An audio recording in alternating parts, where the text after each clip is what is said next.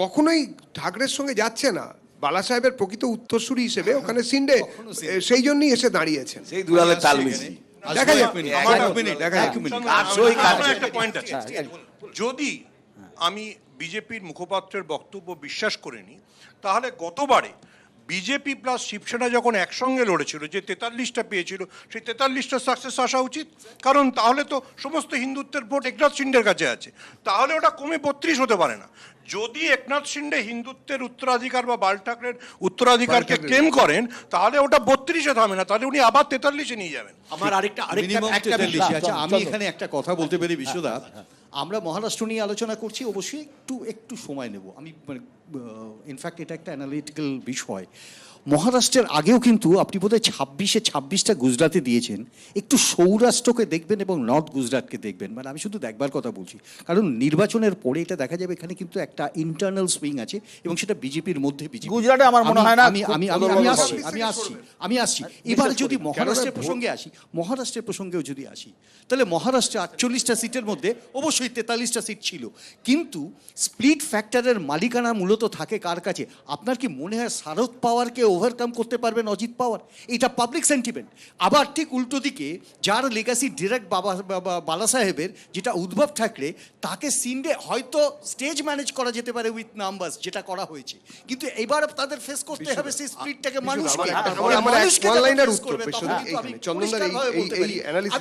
আমি পরিষ্কারভাবে বলতে পারি যে কোনো অবস্থাতেই এই এনডিএ কম্বিনেশন মহারাষ্ট্রে কোনো অবস্থাতেই হাই সিটস পেতে পারে না।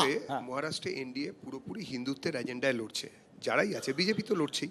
শিবসেনার যে স্প্লিট এসেছে, আপনারা হাসাহাসি করলেন, কিন্তু সেই স্প্লিটের দায়িত্ব যিনি নিচ্ছেন, তিনি সরাসরি চিহ্ন নিয়ে, প্রতীক নিয়ে, তিনি বালা সাহেবের উত্তরাধিকার বলে কমিশন বা মানুষের কাছে প্রতিবাদ্যতা রেখেছেন। 3 নম্বর, আপনি যদি অজিত পাওয়ারের কথা বলেন, অজিত পাওয়ারের প্রেস কনফারেন্সটা দেখবেন। যেদিন উনি স্প্লিট করলেন, তিনি সেদিন গোধ্রা এবং তার পরবর্তী যে মহারাষ্ট্রেতেও যে বোম্বাই হামলা ইত্যাদির পরে যেগুলো হয়েছিল, সেই স্পিয়ারে হিন্দুদের ওপরে শরদ পাওয়ার কি অত্যাচার করেছেন, একদম আমি বলছি না, বিজেপি বলছে না, সেইটাকে সামনে রেখে 30,000 কোটি টাকা বাঁচানো, 30,000 কোটি টাকা আমার একটা কথা বলি। এই বিশ্বদা, সকালবেলা আজকে প্যান্ডি খেয়ে বেরিয়েছিলাম, 14 টাকা একটার দাম। এই যে হারে ফিগার দেখাচ্ছেন না, 28 টাকা হয়ে যাবে। এই প্লিজ এরকম ফিগার দেখাবেন না। এখনো 1,500 টাকা গ্যাস আমি লিখছিলাম, সংসার খরচ কি দাঁড়াবে, যানবাহন 20 টাকা বাস ভাড়া, LIC-টাতে যা দিই তাতে আরও GST দিতে হবে। মানে প্লিজ এরকম ফিগার দেখাবেন না, কারণ ইন্টারনালি বিজেপিও এটা খুব ভালো করে জানে। আপনি হয়তো খেয়াল করবেন, মহারাষ্ট্র নিয়ে কথা বলছেন, মহারাষ্ট্রে কদিন আগে নীতিন গাডকারির জন্মদিন গেল। সমস্ত মানে মহারাষ্ট্রের সমস্ত খবরের কাগজে হাফ পেজ করে বিজ্ঞাপন গেছে ওনার জন্মদিনের ছবি সহ, একটা কোম্পানি করেছে।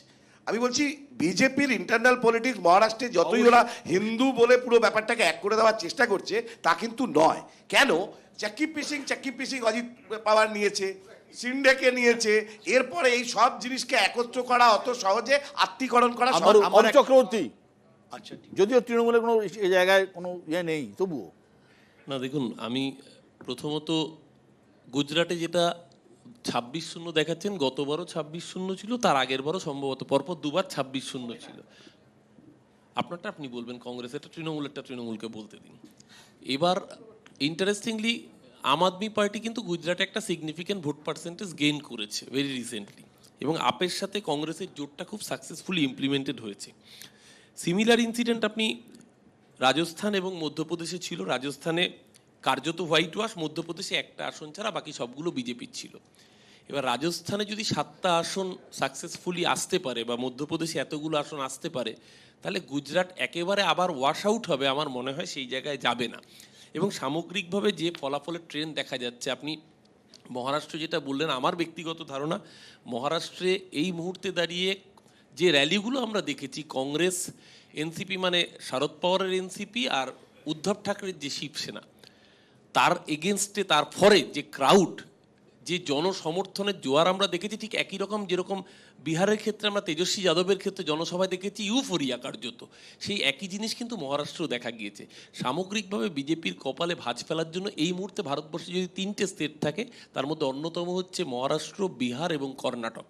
তার মধ্যে আমি জানি না আপনাদের কর্ণাটকের হিসেবে একরকম দেখাচ্ছে, মহারাষ্ট্রে আমার ধারণা ব্যক্তিগতভাবে এই হিসেবটা পুরো রিভার্স হবে এবং বিজেপি মহারাষ্ট্রে BJP as a whole alliance সহ মহারাষ্ট্রে 20 পেরোবে না আউট অফ 48। আমি গুজরাট নিয়ে আমার একটু বলা আছে, আমার তো স্টেক থাকবেই গুজরাটে। 60% ভোট আমরা হোল্ড করি ওখানে, সেটা কমে কত হতে পারে? এখানে যারা বিশেষজ্ঞ আছেন তারা বলুন, 14তেও আমরা 26 না, ছিলাম, ওই জন্যই তো গুজরাটে এমন অবস্থা হয়েছে 14তেও যে 26 ছিলাম, কার্যত সুরাতে 60% ভোট পেয়ে, বিনা প্রতিদ্বন্দ্বিতায় 1926 জিততে হয়েছে। 60% ভোট পেয়ে। গুজরাটে যখন এত কনফিডেন্ট, তাহলে বিনা প্রতিদ্বন্দ্বিতায় কেন আমরা জিততো? তো দেখি- ক্যান্ডিডেট তোলাতে হয়েছে। আমার নিজের অন্তত মনে হয় গুজরাটে একটা গুজরাটি অস্মিতা কাজ করবে। অবশ্যই তার মোদি কারণ- নিজে তার কারণ গুজরাটের মোদি, অমিত বাসিন্দা, শাহ গুজরাটের সেটা লোক। দুবার কাজ করেছে, আবারও কাজ কিন্তু করবে। একটা চা তিনবার না, ফুটিয়ে আমি- খেতে আমি নেই। দেশের গুজরাট মানুষ সম্পর্কে জানে কিছু যে বলবো দুধ না। চা আমার- তিনবার ফুটিয়ে খেতে নেই। অরূপ, আমার যদি তোমাদের বলা হয়ে থাকে, আমি একটা খালি কথা বলতে চাই। সেটা হচ্ছে প্রথম কথা হচ্ছে শিবসেনার ক্ষেত্রে যেটা দেবজিৎ বলেছে, আমি নিশ্চয়ই ওদের পলিটিক্যাল জায়গা থেকে বলছি, কিন্তু একটা কথা মাথায় রাখতে হবে, একনাথ শিন্ডের থেকে অনেক বেশি উত্তরাধিকারী ছিল কিন্তু তার রাজ ঠাকরে হ্যাজ ফেইল্ড। সুতরাং সেখানে কিন্তু মানুষ দেখিয়ে দিয়েছে যে কার কাছে অন্তত মহারাষ্ট্রবাদী হিন্দুত্বের ভোটটা আছে। 1, 2, আমি বলছি যে হিন্দু মুসলিমের থেকেও যেটা বড় ফ্যাক্টর কাজ করছে, সেটা আমরা ধরছি না রাজপুত ফ্যাক্টর এবং অগ্নিবীর ফ্যাক্টর, এবং যেটা অনেকখানি বড়ভাবে সেটা বিহারের না ক্ষেত্রে বিহারে নয়, খালি রাজস্থানে সমস্ত ক্ষত্রিয় বেল্টে, যেটা আমি বলছি, যেটা দেখা যাচ্ছে 7টা, ওটা অনেকে বলছেন 10টাও হতে পারে। এই যে জায়গাটা, তার কোনো আঁচ, উল্টো দিক থেকে বলি, কাছের রাজ্য গুজরাটের কোথাও পড়বে না, এবং তার সঙ্গে সঙ্গে মধ্যপ্রদেশের একটি, এবং ছিন্দওয়ারা ছাড়া কোথাও পায়নি। আর এখানে 2টি আসন পেয়েছিল কেবলমাত্র এতে ছত্তিশগড়ে। এই দুটো জায়গা থেকে যদি বেরোয়, তাহলে কিন্তু আমরা ওভারঅল যে প্রজেকশনটা যাচ্ছে, সেই প্রজেকশনটা কিন্তু বিজেপির একটা দিক থেকে আমি অরূপের সঙ্গে একমত, পুরো খুব একটা দুশ্চিন্তা কারণ হিন্দি হার্টল্যান্ডে বিজেপি কমছে। আমি আমি আমি আমি করে আলোচনায় কমাবেন? ফিরবো 33% ভোট তাহলে কমাতে হবে আপনাদের। আলোচনায় ফিরবো, একটা বিরতি নিতেই হচ্ছে, সঙ্গে থাকবে।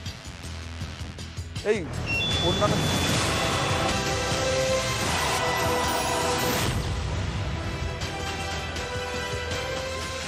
ফিরে এলাম বিরতির পর। আমরা বিরতিতে যাওয়ার আগে যতগুলো আসনের হিসেব বা এক্সিট পোল, বুথ ফেরত সমীক্ষা আপনাদের দেখিয়েছি, ওভারঅল পুরোটা দেখিয়ে নেব। একবার ওভারঅল পুরোটা দেখাও প্লিজ। ওভারঅল 322টি আসনের বুথ ফেরত সমীক্ষা আমাদের কাছে এসেছে। বিজেপি পেতে পারে 203 থেকে 213টি আসন, কংগ্রেস জোট অর্থাৎ ইন্ডিয়া জোট পেতে পারে 93 থেকে 98টি আসন, আদার্স, এই আদার্সের মধ্যে কিন্তু সিপিআইএম রয়েছে। যেহেতু কেরলকে আমরা দেখিয়েছি, কেরলে সিপিআইএম এবং কংগ্রেস পারস্পরিক লড়াই হচ্ছে, এখানে তৃণমূল কংগ্রেসও রয়েছে, তারা পেতে পারে 17 থেকে 22টি আসন। আমরা দেখিয়েছি পশ্চিমবঙ্গের প্রথম 3টি ফেজের অর্থাৎ 10টি আসনের এক্সিট পোল। এই 10টি আসন কি কি? কোচবিহার থেকে আপনার জঙ্গিপুর এবং মুর্শিদাবাদ পর্যন্ত, সেখানে টিএমসি পেতে পারে 3 থেকে 6টি আসন। গতবার এই জায়গাতে টিএমসির আসন সংখ্যা ছিল 2টি, অর্থাৎ জঙ্গিপুর এবং মুর্শিদাবাদ। একটি আসন ছিল কংগ্রেসের, ডালুবাবু অর্থাৎ মালদা দক্ষিণ। এবারে কিন্তু বিজেপি পেতে পারে 6 থেকে 9টি আসন, অর্থাৎ বিজেপির খারাপ হতে পারে, কিন্তু ভালো হওয়ার জায়গা কিন্তু ওখানে আর নেই, দেখতেই পাচ্ছি। ওখানে খারাপ হওয়ার চান্স কিন্তু আসছে, কারণ বিজেপি তৃণমূল 3 থেকে 6টি যেহেতু দেওয়া হচ্ছে, যদি 6টি আসন তৃণমূল পায়, তাহলে কিন্তু বিজেপি নেমে যাবে আরও অনেক কমগুলো আসন। সুতরাং এখানে একটা ছোট্ট মিস্টেক আছে আমার মনে হচ্ছে, স্ট্যাটিস্টিক্যাল মিস্টেক, যেটা এখনো পরে কারেকশন হবে।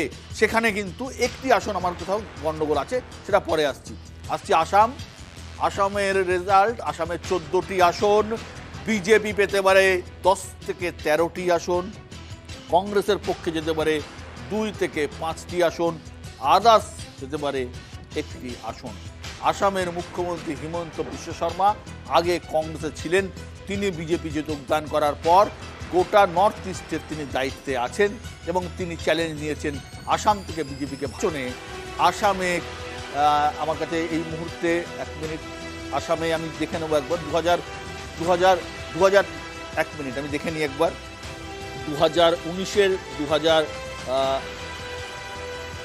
নির্বাচনে পরে না, আমার কাছে আছে আসামে আমি দেখে নিচ্ছি একবার। 2019-এর নির্বাচনে আসাম থেকে কিন্তু বিজেপি এর থেকে কম আসন পেয়েছিল, 10 থেকে 13টি, সম্ভবত 9টি আসন পেয়েছিল। কংগ্রেস 2 থেকে 5, আদার্স 1।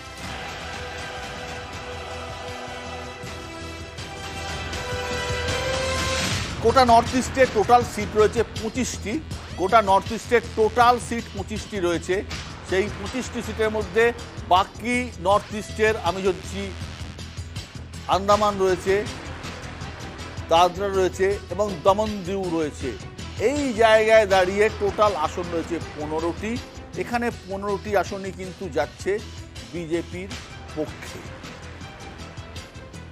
আমার মনে হয় যেখানে একটা দুটো ছোটোখাটো রাজ্য, প্রত্যেকটি রাজ্য একটা করে আসন, মণিপুর থেকে শুরু করে অরুণাচল প্রদেশ থেকে সিকিমের একটি আসন, প্রত্যেকটি জায়গায় আলাদা আলাদা ইকুয়েশন, আলাদা অঙ্ক, রিজিওনাল পার্টি, প্রত্যেকটি জায়গায় রিজিওনাল পার্টি রয়েছে, তাদের অঙ্ক, হিসেব, ধর্মীয় মেরুকরণ অনেক কিছু রয়েছে। অর্থাৎ 15টা আসনের মধ্যে 15টাই কিন্তু বিজেপি পক্ষে যাচ্ছে। যদি এক্সিট পোলের যে বুথ ফেরত সমীক্ষা যদি ঠিকঠাক আসে। এবারে এখনো পর্যন্ত দেখে নেব কতগুলো আসনে আমরা দেখাচ্ছি। 351টি আসনের ফলাফল আমাদের কাছে এসেছে, অর্থাৎ বুথ ফেরত সমীক্ষা এসেছে। বিজেপি 226 থেকে 236টি বিজেপি জোট, কংগ্রেস জোট 93 থেকে 103 এবং আদার্স যার মধ্যে সিপিআইএম এবং তৃণমূল কংগ্রেস রয়েছে 18 থেকে 23। আমি যদি এই দুটো যোগফল করি, যদি ধরেও নিই আমি এই দুটো এক জায়গায়, তাহলে 126টি হচ্ছে জোট এবং এদিকে 236টি। যদি বেশির দিকটা ধরি, কমের দিকটা ধরলে 110-11 হতে পারে।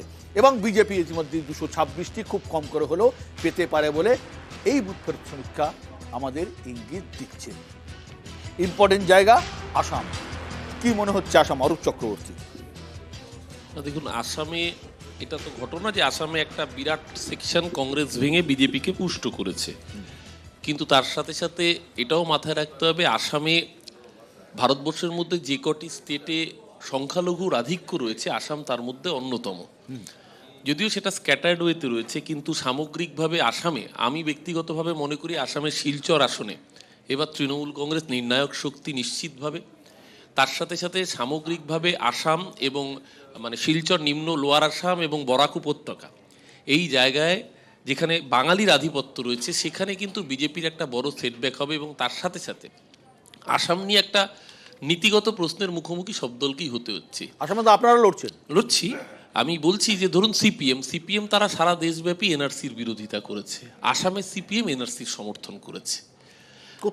হ্যাঁ, করতেই হবে। শুধু তাই না, রাস্তায় নেমে মিছিল করেছে এনআরসির সমর্থনে। দেখুন না, এবার এখানেই প্রশ্নটা কেন আমি আসছি, কারণ আসামের বিজেপি আবার সিএ এর বিরোধী। কারণ সিএ যদি করা হয় তাহলে সেখানে বাঙালিরা কিন্তু ভূমিপুত্রের জায়গা পেয়ে যাবে, যেটা আসামের বিজেপি চায় না। তাই খুব স্বাভাবিকভাবে এ রাজ্যে যারা সিএ চাইছেন তারা আবার আসামে গিয়ে সিএ এর বিরোধিতা করছেন বিজেপি, আবার এ রাজ্যে যারা এনআরসির বিরোধিতা করছেন তারা আসামে গিয়ে এনআরসি। আপনি একদম ঠিকই বলেছেন। সামগ্রিকভাবে আমার ব্যক্তিগতভাবে মনে হয় যে আসামের যে 14টা সিট রয়েছে সেই সিটে আপনি দেখাচ্ছেন বটে বিজেপি 10 থেকে 13, কিন্তু দেশব্যাপী যে বিজেপির বিরুদ্ধে বিশেষ করে অর্থনৈতিক প্রশ্নে যে বিক্ষোভ, এবং আসামের পার্শ্ববর্তী রাজ্য মণিপুর, যে মণিপুরে এই রকমের নৃশংস অত্যাচারের পরে মহিলাদের উপর প্রধানমন্ত্রী একবার যাওয়ার মানে স্পর্শকাতরতা দেখালেন না, তার কি প্রভাব আসাম বাইরে রাখতে পারবে? আপনি সব ঠিকই বলছেন। লোয়ার আসামের কথা আপনি বলছেন, মুসলিম ভোটের কথা আপনি বলছেন, কিন্তু আপনার মাথায় রাখতে হবে আসামে একজন বদরুদ্দিন আজমল রয়েছেন এবং বদরুদ্দিন আজমল কিন্তু কংগ্রেসের সাথে লড়ছেন না। সুতরাং বদরুদ্দিন আজমল কিন্তু কংগ্রেস এবং আপনাদের ভোট কিন্তু কেটে বেরিয়ে। এবার এখানে বিশ্বতা জাস্ট ন্যাড়া তো বেলতলায় বারবার যায় না। যেরকম আসাউদ্দিন ওয়েসির চরিত্রটা বাংলার মানুষের সামনে পরিষ্কার হয়েছিল বলেই 21-এর নির্বাচনে ফলাফল তৃণমূলের পক্ষে গিয়েছিল। এবারও বদরুদ্দিন আজমল যে আসলে বিজেপির সুবিধা করছেন এটা আসামের সংখ্যালঘুর কাছে পরিষ্কার। সুমন ভট্টাচার্য, মানে আমার যেটা প্রথম থেকে যে এক্সিট পোল নিয়ে যে ফ্যালাসিটা লাগছে, আমি যদি আসামকে বাদ রাখি বাকি নর্থ ইস্ট এবং আন্দামান মিলিয়ে 15টা সিট দেখানো হচ্ছে। তো মণিপুরের 2টো সিট, মিজোরামের 1টা সিট, মেঘালয়ের 2টো সিটে তো বিজেপি লড়ছেই না। বিজেপি জিতবে কি করে? সেখানে যারা লড়ছে তারা বেসিক্যালি লোকাল পার্টি না, তার মধ্যে মিজোরামে বিজেপি শরিকও নয়, সে যে কেন্দ্রে আসে তার সঙ্গে যায়। ফলে 5টা আসনে সিকিমও তাই। হ্যাঁ, 5টা সিকিমও তাই। আমরা যদি সিকিম এর পবন চামলিং থেকে শুরু করে তাদের ঘোষিত অবস্থানই হচ্ছে সরকারে যে থাকবে আমি তার সাথে যাব। তাহলে এই 5টা সিটকে আমি এনডিএর বলে ধরবো কি করে? আমি তো ধরতেই পারি না। এরপরে যদি আমি আসামে আসি, আমি আসামে এটা মেনে নিলাম যে হেমন্ত বিশ্ব শর্মা অনেক ধরনের সোশ্যাল ইঞ্জিনিয়ারিং করেছেন, মাইনরিটি সিটগুলো ডিলিমিটেশন করেছেন, কাছাড় বা ইত্যাদি সিটে অনেক কিছু হয়েছে, কিন্তু তাতেও গতবার যখন বিজেপির অ্যাবসোলিউট সুইং ছিল তাতেও 14টার মধ্যে 9টা সিট পেয়েছিল। এবারে কোনো সুইং ছাড়া সেখানে বিজেপি আবার 13টা, মানে তার চাইতে বেটার পারফর্ম করবে, এটা বিশ্বাস করা একটু কঠিন। একদমই ঠিকই যেটা বলছি, যেটা যে আমরা এখানে যে 15টা আসন, যেটা আগে দেখলাম 25টা 15টা আসন, এই যে সব আন্দামান দাদরা আসাম বাদ দিয়ে যে নর্থ ইস্ট এবং আন্দামান এখানে এবং দিউ আছে, দাদরা নগর হাভেলি, এগুলোকে ধরে এই যে 15টা, আমি ওগুলোকে বাদ দিচ্ছি, খালি নর্থ ইস্ট যদি ধরি, আমি বলছি যে মেঘালয়ে যে ভোটটা হবে সেটা মানে ধরে নিতে হচ্ছে শূন্য, যখন 2টি সিটই চলে গেছে এর দিকে, বিজেপির দিকে। অনেকগুলি সিট আছে যেগুলো খুব ডাউটফুল হচ্ছে বিশ্ব, এবং তার মধ্যে যদি আমি সিকিমটা, এবং অনেক জায়গায় কোনো জোট নেই। আমি তো এখানে দেখাবো, যদি অ্যালায়েন্সটা দেখাই, প্রিপোল অ্যালায়েন্স দেখাবো। যদি অ্যালায়েন্স না থাকে, ভবিষ্যতে গিয়ে তারা কেন্দ্রের সঙ্গে জোট বাঁধবে, সেটা তো আলাদা, সেটা তো একটা ভবিষ্যতের কথা। আমরা তো এখানে বর্তমান নিয়ে কথা বলছি। দ্বিতীয়ত আসামের কথা আমি খালি একটা বলবো, যে ওখানে বিজেপির মধ্যে within BJP there is a tension. Sarbananda Sonowal ছিলেন একদম আরএসএস বিজেপির পুরনো লোক, এটা প্র্যাকটিক্যালি কংগ্রেসের সরকার চলছে in the name of BJP. Plus এনআরসির জন্য প্রায় 14 লক্ষ, এবং এনআরসির ব্যাপারে যে কথা অরূপ বলল, আমি সম্পূর্ণ সমর্থন করি, যে ওখানে এনআরসিটা একটা ভয়ের জায়গা। সিএ যদি দেয়, লোকজন ওখানে তার বিরুদ্ধে মিছিল করে। আমাদের এখানে বিজেপি 14 লক্ষ হিন্দু বাঙালির নাম বাদ গেছে একদম, ভোটার তালিকা থেকে। গোয়ালপাড়া ডিটেনশন ক্যাম্পে তারা রয়েছে। সুতরাং এটা বলা খুব ডিফিকাল্ট। এবং একই রকম ভাবে এখানে যেটা এনআরসি চায় না, এখানে লোকেরা সিএ চায়। এই যে একটা দুবিধা, একটা ধরো ডাইকোটমি রয়েছে, এইটা কিন্তু এমন একটা বিষয়, আসলে দেশভাগটাই এমন একটা অবাস্তব ঘটনা, এবং তারপরে যা যা হয়েছে তার ফলেই এই ঘটনাটা ঘটছে। এটা এক কথায় সলিউশন নেই। এনআরসি নিয়ে আসামে যে বিষয়টা বলা হচ্ছে, আমি নিয়ে কথা বলার আগে একটা বিষয় বিশ্বদা, এটা লক করা হোক। মানে আমি যেটা বলছি, আমাদের আসামে সবই লক করা হচ্ছে, আমাদের আজকালকার দিনে আমাদের এটা কনফিডেন্স, এটা কোনো অহংকার করছি না। বলছি যে এটা 10-এর পর থেকে আমাদের শুরু হবে। 14টা সিট আসামে, আমরা 10-এর পর থেকে গুনতি শুরু করবো। এটা মানে একদম বলছি। কেন বলছি? তার কারণ হচ্ছে যে সোশ্যাল ইঞ্জিনিয়ারিং হয়েছে, অরূপদা সবই মোটামুটি ঠিক বললেন, দুটো জায়গাতে আমার দ্বিমত আছে। 1 নম্বর হচ্ছে যে মুসলিম পপুলেশন আসামে স্ক্যাটার্ড নয়, কয়েকটি জেলাতে একদমভাবে বন্ধ, একদম বেশি কিন্তু বন্ধ। দ্বিতীয়ত যে জিনিসটা দাঁড়িয়েছে এখন এই মুহূর্তে আসামে, যে এনআরসি কারা করেছিল, আসামে যে এনআরসি চলছে সেই এনআরসি কারা করেছিল, কাদের ইন্ধনে হয়েছিল, অর্থাৎ কংগ্রেস করেছিল, রাজীব গান্ধী তার মধ্যে ছিলেন, ট্রাই পার্টি এগ্রিমেন্ট এটসেট্রা, লম্বা চড়া ব্যাপার। তার সঙ্গে বিজেপির সম্বন্ধে এখনো বিজেপির সেন্ট্রালের কোনো এনআরসি বিল আসেনি। সুতরাং এই নিয়ে মানে বাচ্চা জন্মানোর আগে তার মাথা নেড়ানো কিরমভাবে হবে সেটা নিয়ে আমরা আলোচনা করব না। কিন্তু কথা হচ্ছে, ফর দ্য আর্গুমেন্ট সেক, সব জায়গাতেই বিজেপির আনা এনআরসিতে ওখানে 14 লাখ বাঙালি মানে কনসেন্ট্রেশন ক্যাম্পের মতন ডিটেনশন ক্যাম্পে বসে আছেন, এটা একদম বাজে কথা, একদম মিথ্যে কথা। সেটা ওখানকার বাঙালিরা জানেন। এখানে লোক খেপানোর জন্য ঠিক আছে, না এখানে লোক খেপানোর জন্য এটা ঠিক আছে দাদা, কিন্তু ওখানের জন্য নয়। ওখানে সবাই জানে, মানুষ দেখেছে হাত পা শেকল দিয়ে বাঁধা। এক মিনিট, আমি কোনো স্পেসিফিক কোয়েশ্চেন আছে, আর না হলে আমি সরাসরি অ্যানালিসিস করি। আমি যেটা বলতে চাইছি সেটা হলো, আসামের ক্ষেত্রে এনআরসি কংগ্রেসের ঘাড়ে চাপানোর মতো মিথ্যাবাদিতা তো আর কিছু নেই। এনআরসি ঘটেছে কোথায়, ইমপ্লিমেন্টেশন কিভাবে হয়েছে, এবং ওটা ফল্টি, এবং প্রমাণ হয়ে গেছে হিন্দু ভোটার্সদের ওখানে ক্যাচ আপ করা হয়েছে। এটা তো ঘটনা, ডিটেন হয়েছে কারা? একদমই তাই। আসামে এনআরসি যেভাবে তৃণমূল বিজেপি করেছে, এটা নিয়ে বিজেপি এনআরসি করেনি, এইটা থেকে বন্ধ করুন। তার নিয়ে অরূপ একটা অভিযোগ করলো, তো অরূপ বোধহয় সুকৌশলে এড়িয়ে গেল মেঘালয় রাজ্যের কথা। মেঘালয়ে 2টো পাহাড় আছে, একটা জয়ন্তী আর একটা খাসি, 3টে পাহাড় আছে। 2টো পাহাড়ে 2টো ক্যান্ডিডেট দাঁড়িয়েছে, একটায় দাঁড়াচ্ছে, একটায় বিজেপি যাদের সমর্থন করছে, টিএমসির সমর্থন তাদের, আর একটা বিজেপি যাদের বিরুদ্ধে টিএমসি এনআরসি প্রশ্নের এই উত্তরটা দাও। সত্যটাও জানা উচিত। রাজনৈতিক প্রশ্ন তো তোমরা অনেক আমরা জায়গায় আমরা আলোচনায় ফিরবো, একটা ছোট্ট বিরতি, সঙ্গে থাকুন।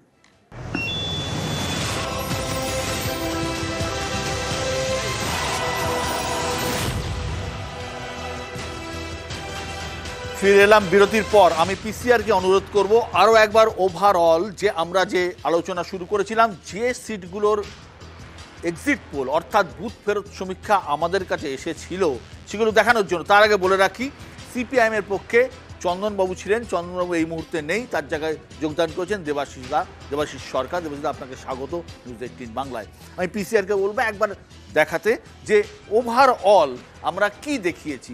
একদম দক্ষিণ ভারত থেকে যদি আমরা আসি, আমরা ওভারঅল দেখিয়েছি 351টা সিটের রেজাল্ট মানে হচ্ছে বুথ ফেরত সমীক্ষা। বিজেপি 226, কংগ্রেস জোট 93 থেকে 103, আদার্স অর্থাৎ তৃণমূল কংগ্রেস এবং সিপিআইএম 18 থেকে 23। এবারে আমি একবার ওভারঅল আসবো এটার বাদ দিয়ে। উত্তরপ্রদেশে আমরা মাত্র 26টা আসনের ফলাফল দেখিয়েছি। তামিলনাড়ু পন্ডিচেরি থেকে আসো, প্লিজ। তামিলনাড়ু পন্ডিচেরি বিজেপি পেতে পারে 1 থেকে 3টি আসন, কংগ্রেস এবং ডিএমকে জোট পেতে পারে 36 থেকে 39টি আসন, তামিলনাড়ুতে 40টি আসন রয়েছে, এবং আদার্স অর্থাৎ সম্ভবত এটা এডিএমকে পেতে পারে 2টি আসন। তামিলনাড়ুতে 39টি রয়েছে, একটা পন্ডিচেরিতে রয়েছে। কেরালায় রয়েছে পিনারাই বিজয়নের সরকার, সিপিআইএম এর সরকার, 21টা সিট। বিজেপি ওখানে খাতা খুলছে, 1 থেকে 3টি সিট পেতে পারে, কংগ্রেস পেতে পারে 15 থেকে 18টা সিট, আদার্স পেতে পারে 2 থেকে 5টা সিট। অর্থাৎ এই আদার্স কারা? এই আদার্স হচ্ছে লেফট, যারা এলডিএফ জোট, সেখানে লেফট ডেমোক্রেটিক ফ্রন্ট, এবং কংগ্রেস যারা 15 থেকে 18। আমরা দেখতে পাচ্ছি কংগ্রেসও ভালো রেজাল্ট করেছিল। ওয়েনার থেকে লড়ছেন রাহুল গান্ধী, তিনি লড়ছেন সিপিআই এর সাধারণ সম্পাদক ডি রাজা স্ত্রী অ্যানি রাজার সঙ্গে। এই জায়গায় কেরলে কিন্তু লেফট সরকারে থাকলেও, অর্থাৎ সিপিএম সরকারে থাকলেও, এখানে সরাসরি লড়াই হচ্ছে লেফট এবং কংগ্রেসের মধ্যে।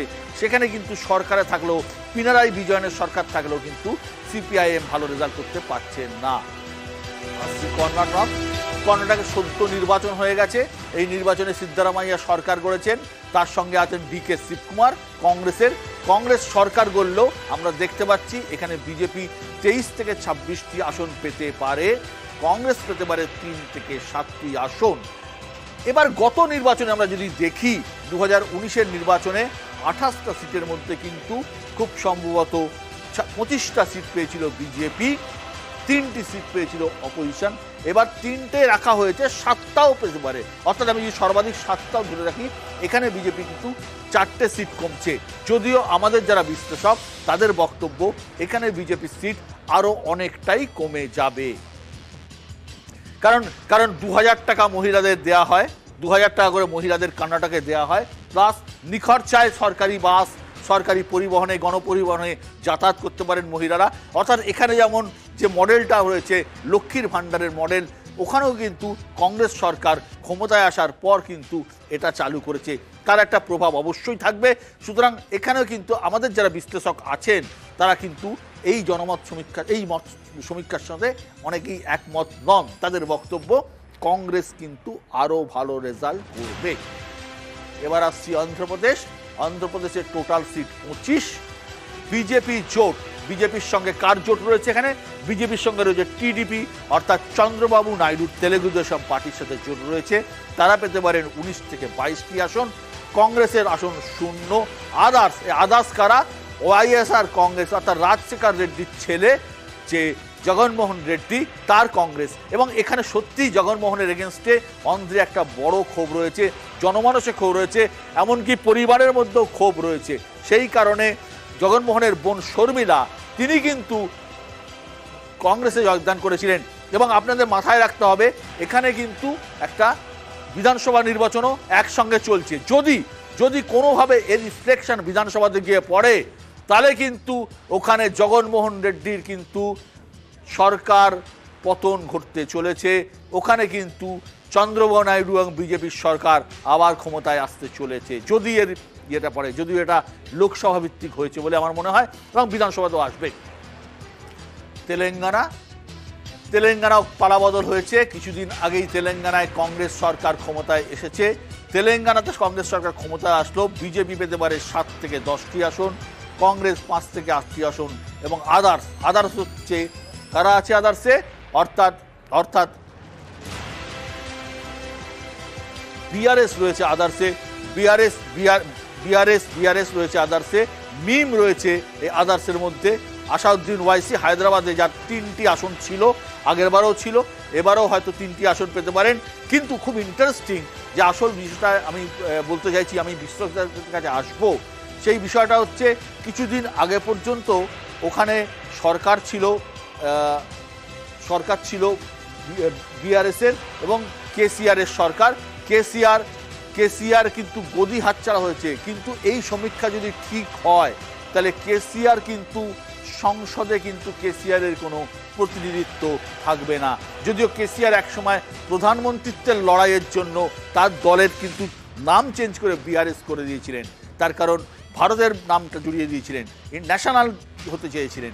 সেখানে কিন্তু তেলেঙ্গানা রাষ্ট্রীয় সমিতি ভারতীয় রাষ্ট্রীয় সমিতি হয়ে গিয়েছিল, টিআরএস থেকে বিআরএস। তার কারণ তেলেঙ্গানা যেহেতু স্টেট হয়ে গিয়েছিল, তেলেঙ্গানার ডিমান্ড আর থাকছিল না, সেই জন্য তিনি বিআরএস নাম নিয়েছিলেন। কিন্তু দেখা যাচ্ছে ভরাডুবি হচ্ছে কেসিআরে। আসছে বিহারের প্রথম 3টি ফেজের রেজাল্ট এসছে, পুরোটা আসেনি।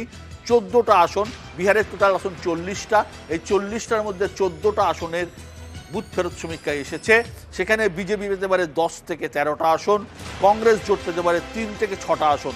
আমরা দেখতে পাচ্ছি পশ্চিম ভারতবর্ষের গোটা ভারতবর্ষের মধ্যে যে কয়েকটা স্টেট নজরে আছে যেখানে বিজেপির খারাপ ফল হতে পারে বলে মনে করা হচ্ছে, তার মধ্যে বিহার অন্যতম। সেই বিহারে কিন্তু কংগ্রেস আসন বাড়ছে, এ নিয়ে কোনো সন্দেহ নেই। কিন্তু অনেকে মনে করছেন কংগ্রেসের আসন আরও বাড়বে। উত্তরপ্রদেশের ফার্স্ট ইন্টারফেস অর্থাৎ পশ্চিম উত্তরপ্রদেশ, যেখানে মুসলিম ভোট রয়েছে, যেখানে জাট ভোট রয়েছে, সেই জায়গায় জয়ন্ত চৌধুরীর সঙ্গে জোট করেছে বিজেপি। সেখানে বিজেপির 26টার মধ্যে 22 থেকে 25টা, কংগ্রেস জোট অর্থাৎ অখিলেশ যাদব কংগ্রেসের জোট 3 থেকে 6টা। অর্থাৎ এখানেও কিন্তু আসন কিন্তু বিজেপি হারাচ্ছে। আমাদের বিশ্লেষকদের মতে এটাও কিন্তু তারা মানতে পারছেন না, তার কারণ তাদের মনে হচ্ছে যে জয়ন্ত চৌধুরী এবং বিজেপির জোট এতগুলো সিট হয়তো পাবেন না। আর একটা ইন্টারেস্টিং বিষয় হচ্ছে এই জায়গায় বহুজন সমাজ পার্টি অর্থাৎ যিনি আদার্সে রয়েছেন তার কোনো আসন কিন্তু নেই। কিন্তু এই বলয়ে বিএসপির সম্ভবত 31 বা 2টি সিট ছিল। তার কারণে মায়াবতী, আমি যতদূর মনে পড়ছে, মায়াবতী কিন্তু গতবার যে 19-এর নির্বাচন হয়েছে, মায়াবতী এবং অখিলেশ যাদব একসঙ্গে নির্বাচন লড়েছিলেন এবং মায়াবতী সম্ভবত 4টে সিট পেয়েছিল এই ফেজটাতে। পশ্চিমবঙ্গের প্রথম 3টে ফেজ অর্থাৎ প্রথম 10টা আসন কোচবিহার থেকে শুরু হচ্ছে। কোচবিহার, জলপাইগুড়ি, আলিপুরদুয়ার, দার্জিলিং, রায়গঞ্জ, বালুরঘাট, উত্তর মালদা, দক্ষিণ মালদা, মুর্শিদাবাদ এবং জঙ্গিপুর। এই 10টা আসনের মধ্যে তৃণমূল কংগ্রেস পেতে পারে 3 থেকে 6টি আসন, বিজেপি পেতে পারে 6 থেকে 9টি আসন। আদার্সের আসন নেই, যদিও এখানে একটি টেকনিক্যাল মিস্টেক আছে, একটি সিটের কিন্তু হিসেব পাওয়া যাচ্ছে না, সেইটা আমরা পরবর্তীকালে যখন পুরোটা আসবে সেটা কারেক্ট করে নেব। কিন্তু এখানে টিএমসির 2টি সিট ছিল, টিএমসির ছিল মুর্শিদাবাদ এবং জঙ্গিপুর, কংগ্রেসের সিট ছিল শুধুমাত্র মালদা দক্ষিণ, যেটা ডালুবাবু জিতেছিলেন, আর বিজেপির সিট বাদবাকি সবকটাতে ছিল। যদি এই সমীক্ষার কিছুটাও ঠিক হয় তাহলে বিজেপির আসন কিন্তু কমতে পারে, আবার ভালো হলে কিন্তু আসন যা ছিল তাই ধরে রাখতে পারে। গুজরাটে আসবো। গুজরাটে গতবার যা ছিল 2019-এ, এবারও তাই রেজাল্ট আসছে বলে মনে করা হচ্ছে। 26টি সিট দিচ্ছে বুথ ফেরত সমীক্ষা, লোকসভায় 26টি সিট। গোয়া আসবো। গোয়াতে একবার দেখাও গোয়াতে কি অবস্থা। গোয়াতে 2খানাই বেরিয়ে গেছে, দুটোতেই এক এরা খুবই স্বাভাবিক। সাউথ গোয়া এবং নর্থ গোয়া।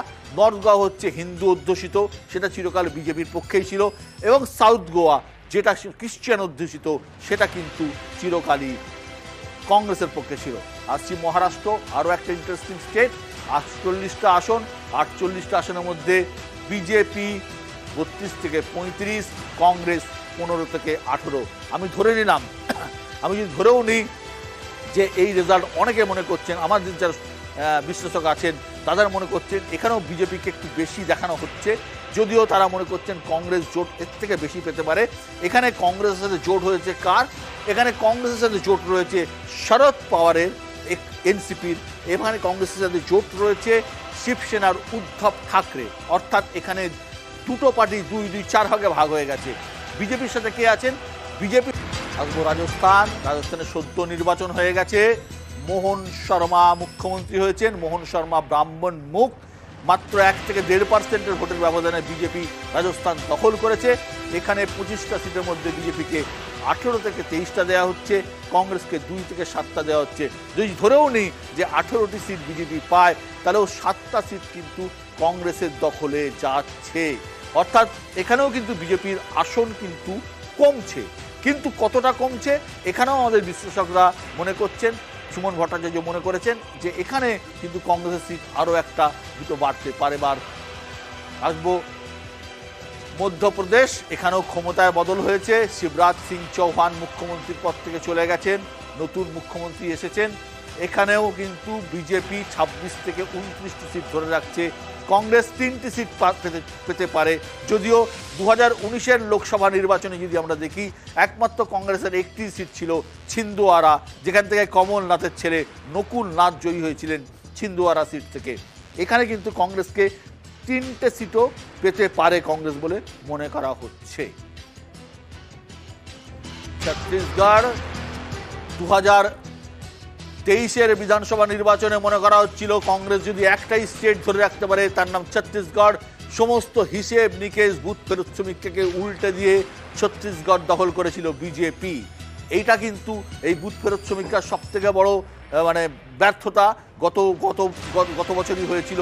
তার কারণ আমার মনে আছে যে ছত্তিশগড় কিন্তু যে উল্টে যাবে সেটা কিন্তু কেউ ভাবতে পারেনি। ছত্তিশগড়ে 11টা সিট, বিজেপি 9 থেকে 11টা পেতে পারে, কংগ্রেস 2টি পেতে পারে। এখানে কংগ্রেসের সব থেকে বড় ব্যর্থতা হচ্ছে বস্তার রিজিয়ন যেটা আছে, সেখানে আদিবাসী ভোট প্রচুর। এই আদিবাসীদের মধ্যে কংগ্রেসের জনপ্রিয়তা হ্রাস পেয়েছে এবং এই আদিবাসী ভোটটা পুরোটাই বিজেপিতে শিফট করেছে। তার ফলে কিন্তু এখানে একটা বড় সংখ্যক আদিবাসীরা বিজেপির সঙ্গে গেছেন বলে এবারে কতটা যাবেন এবং যাবেন বলেই মনে হচ্ছে বুথ ফেরত সমীক্ষায়। তার কারণ 9 থেকে 11টা সিট বিজেপির পক্ষে যাচ্ছে। আসাম 14টা সিট, এই 14টা সিটের মধ্যে বিজেপির পক্ষে 10 থেকে 13টা যেতে পারে, কংগ্রেসের পক্ষে 2 থেকে 5টি যেতে পারে। গত 2019-এর নির্বাচনে আসামে বিজেপি পেয়েছিল 9টি সিট, এবারে কিন্তু খারাপ হলে 1টি বাড়তে পারে, ভালো হলে 13টি হতে পারে। আসামের মুখ্যমন্ত্রী হিমন্ত বিশ্ব শর্মা, তিনি শুধু আসামের মুখ্যমন্ত্রী নন, তিনি গোটা নর্থ ইস্টেরও বিজেপির পক্ষের মুখ। তিনি দাবি করছিলেন যে সবকটা সিট তিনি জিতবেন এবং আসামের অন্যান্য পাশাপাশি রাজ্য রয়েছে, যেখানে মেঘালয় এবং নাগাল্যান্ড, মণিপুর সবটাই তিনি নিয়ন্ত্রণ করেন। এখানে আদার্সও একটা দেখানো হচ্ছে, সম্ভবত এই জায়গাটা ওয়েসি হতে পারে, ওয়েসি মাফ করবেন, এটা বদরুদ্দিন আজমল হতে পারে। টোটাল এগুলো আগে দেখিয়েছি, এবার নতুন কি আসো দিল্লির রেজাল্ট। দিল্লিতে 7টি সিট, বিজেপির পক্ষে 5 থেকে 7, কংগ্রেস জোটের পক্ষে 0 থেকে 2, অর্থাৎ 7-এ 7 ছিল বিজেপি, সেখান থেকে বিজেপি 2টি কমছে। এখানে কিন্তু আপের সঙ্গে কংগ্রেসের জোট হয়েছে।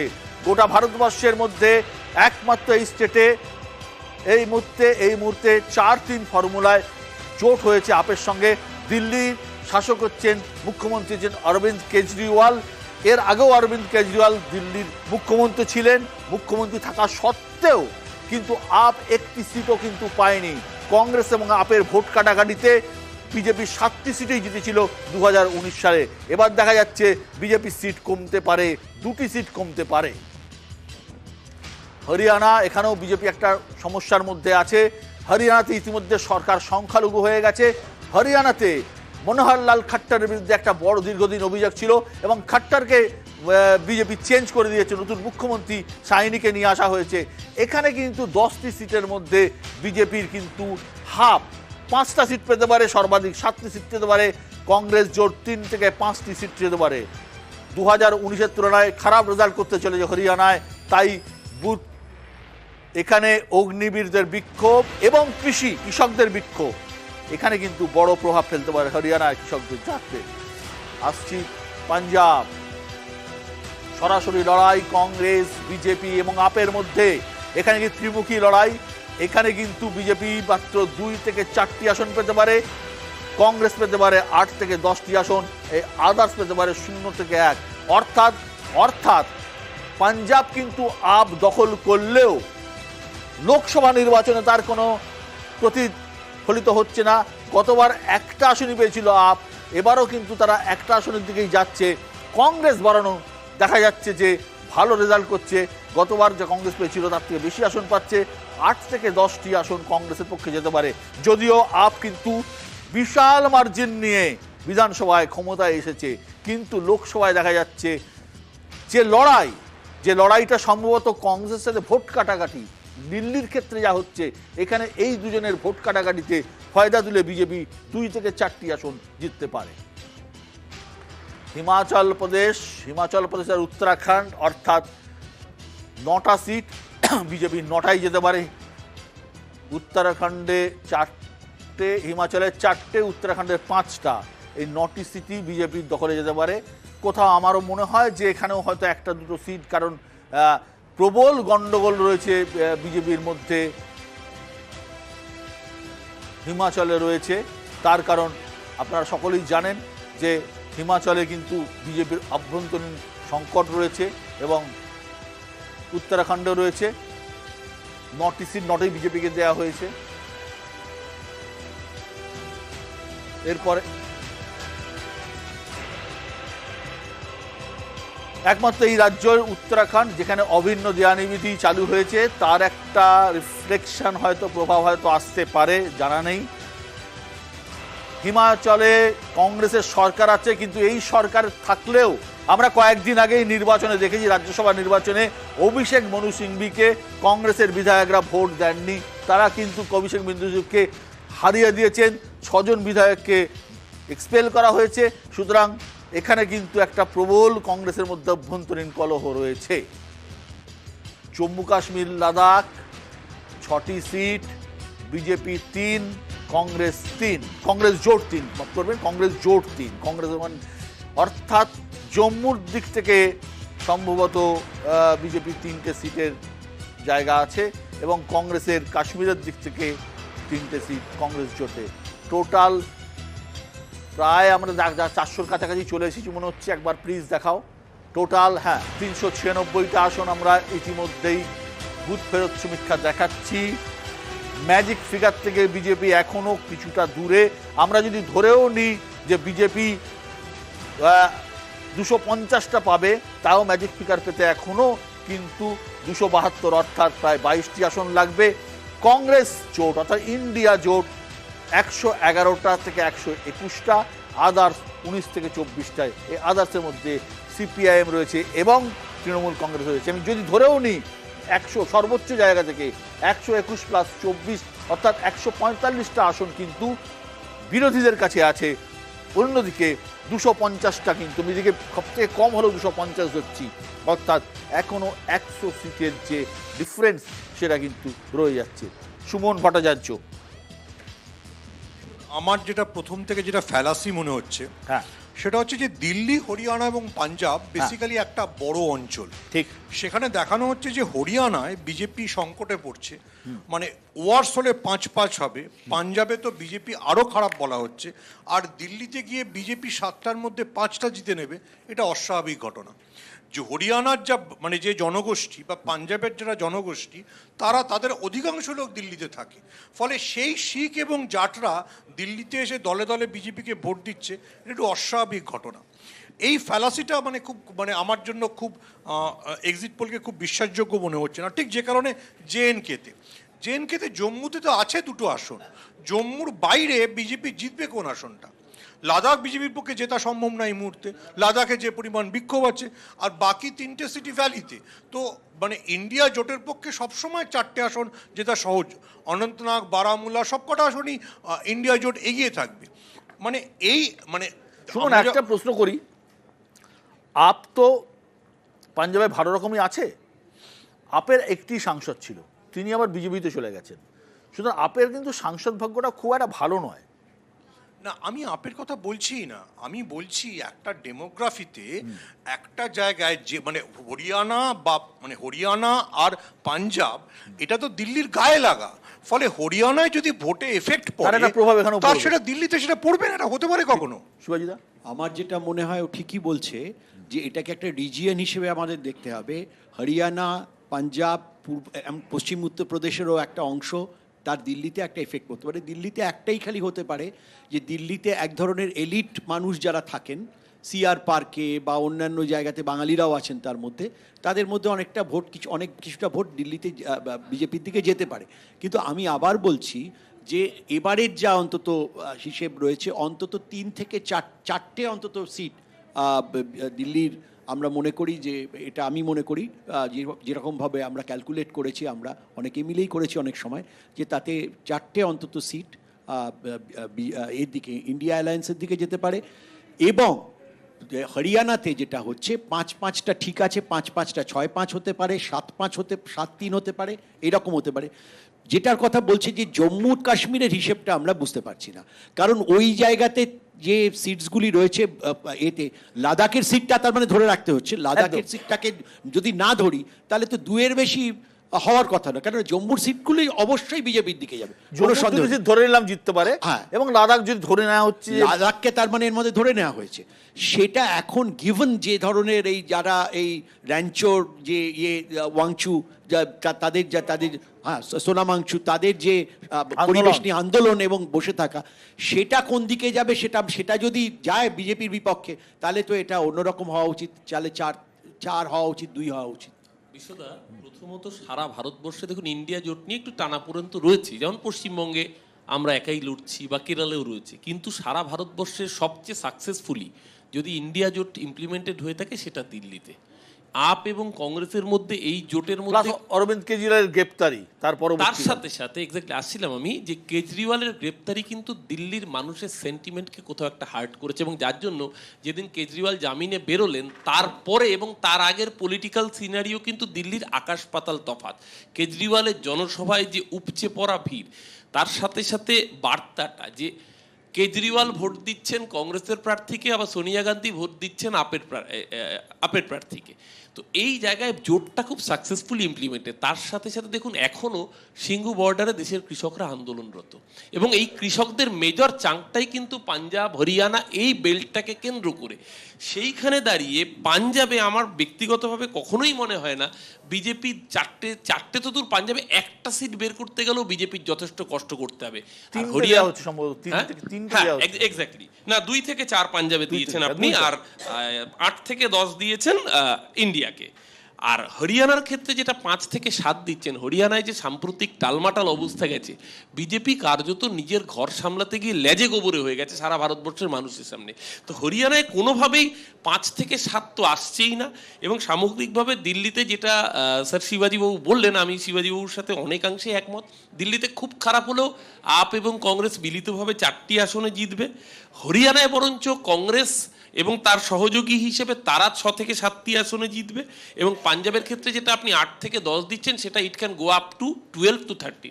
দেবজিৎ, পাঞ্জাবে যেটা আমার যেটা ধারণা, দিল্লি দিয়ে আসুন, দিল্লিতে আপনারা হারছেন, মানে আসন কমছে। আপনাদের সঙ্গে আমি একমত নই, এটাও মানে আপনাদের কাছে থাকবে। আপনারা প্রার্থী বদল করে দিয়েছেন, সবকিছু স্বরাজের মেয়ে বাসুরি স্বরাজ নতুন নতুন মুখ নিয়ে সবকিছু এসেছেন, করেও গৌতম গম্ভীর থেকে শুরু করে হর্ষবর্ধন সব আউট হয়ে গেছে, কিছু করেও 6 কম করে, মানে নতুন একটা ক্যান্ডিডেট জায়গাতে। আর নিজেই আমাদের একটা পাঞ্জাবিতে- মাইনাস করে দিয়েছে, আমাদের পাঞ্জাবে- বলতে হয়নি। আমি তা বলছি না, 7 ছিল দেবজি। আমি বলছি 7 সবকিছু করেও যদি সব থেকে খারাপও যদি হয়, তাহলেও 6-এর কমে কখনোই নয়। আর 2 নম্বর দিল্লি আর পাঞ্জাব, আমাকে আমারটা বলতে দিন, মিলতেও পারে নাও মিলতে পারে, এক্সিট বলতো 13টা আছে সিট পাঞ্জাবে সরাসরি লড়াই করছি আপের সঙ্গে, এখানে কোনো অন্য কিছু নেই। কিন্তু আপের এই কেজরিওয়ালের গ্রেপ্তার এবং তৎপরবর্তী আপের মধ্যে ইন্টারনাল স্প্লিট, একটা সাইকোলজিক্যাল স্প্লিট আছে, সেইটা থেকেও আমরা 5 থেকে শুরু করব। 5 তো পাবোই, আরও পেলেও পেতে পারি, না পেলেও অসুবিধে নেই। আর রইল বাকি হরিয়ানাটা শুনলে সবাই রেড়ে করে উঠবেন। হরিয়ানাতে আমরা অনেক বেশি সিট পাবো, যেটা আপনারা যেটা দেখিয়েছেন তার তুলনায় আমরা বেশি পাবো। হরিয়ানা সরকার তো এমনিতে সংকটে। না দেখুন, রাজ্য সরকার আর কেন্দ্রীয় মানে আই মিন লোকসভার নির্বাচন, আমি আপনাকে বলছি, যেমন ধরুন হিমাচলেও আপনারা যেটা দেখাচ্ছেন, আপনি তাকিয়ে দেখুন, কারা চালাচ্ছে, কিভাবে চলছে, আর কোন দিকে ভোটের মানে ট্রেন্ড কোন দিকে দেখা যাচ্ছে। সুতরাং এইভাবে তো লোকসভার ভোট হচ্ছে না, বিশেষ করে উত্তর ভারতের যে এলাকা, কেন উত্তর ভারতে কংগ্রেস যাদের সঙ্গে লড়ে জিতেছে, কোথাও দেখবেন 19-এর ভোটে সরাসরি বিজেপির সঙ্গে কোনো টক্করই হয়নি। 19-এর ভোটে কংগ্রেসের সঙ্গে আপের টক্কর হয়েছে, সেখানে ওরা জিতেছেন আপকে হারিয়ে। সুতরাং ভারতীয় জনতা পার্টিকে যদি হারাতে হয়, যেটা শিবাজি দাও বলছিলেন যে বিজেপিকে হারিয়ে কংগ্রেসকে যদি আসতে হয়, তাহলে 30% বেশি ভোট ওনাদেরকে মানে সিট 30%-এর বেশি ভোট নয়, সিট ওনাদের অ্যাকুইজিশন করতে হবে। আমি এখানে বিশেষ সময় নেব না, তার কারণ হচ্ছে একটা কনক্লুসিভ আইডিয়া যেটা সঠিকভাবে অরূপ প্রেজেন্ট করেছে। এখানে কোনো কিন্তু নেই। যেখানে হরিয়ানা, এর আগেও আপনাকে বলেছিলাম যে পশ্চিম ইউপি আপনি যেখানে দেখিয়েছিলেন অনেকটা বেশি সিট, আমরা ওখানেও বলেছিলাম কৃষক আন্দোলনের প্রভাব হরিয়ানা, পাঞ্জাব এবং তার সাথে পশ্চিম ইউপি, এটা বাধ্য করবে বিজেপির সিট কমিয়ে দিতে, এখানে কোনো সন্দেহ নেই। তার সাথে হিমাচল প্রদেশ, তার সাথে যেখানে কংগ্রেসের সরকার, এবং খুব স্বাভাবিক অর্থে যদি কেউ লেকে বা লাদাখকে যদি এর মধ্যে পার্টি করে, তাহলে এটা মারাত্মক ভুল হবে। সুতরাং পলিটিক্যাল ক্যালকুলেশন এটা সম্ভব না। আরেকটি কথা হচ্ছে, যেটা আমি আবারও বলি, আপের সাথে কংগ্রেসের যে অ্যালায়েন্স, সত্যি কথা এটাই একটা মডেল কনসেপ্ট হয়ে দাঁড়িয়েছে এই মুহূর্তে এই দুটো দলের। আলটিমেটলি আমরা 4টে সিটকে টার্গেট করতেই পারি, যদি না তার থেকে বেশি জিতি। দেবাশিস দা, এই একটা এক্সিট পোল আজকে সন্ধ্যার থেকে বেরোচ্ছে, এখানে অনেকেই বলছেন, কিন্তু একে বিশ্লেষণ করা একেবারে নতুনভাবে ভারতবর্ষের রাজনীতিকে বোঝা এবং ব্যাখ্যা করার সুযোগ তৈরি করছে, যদিও এটা এক্সিট পোল।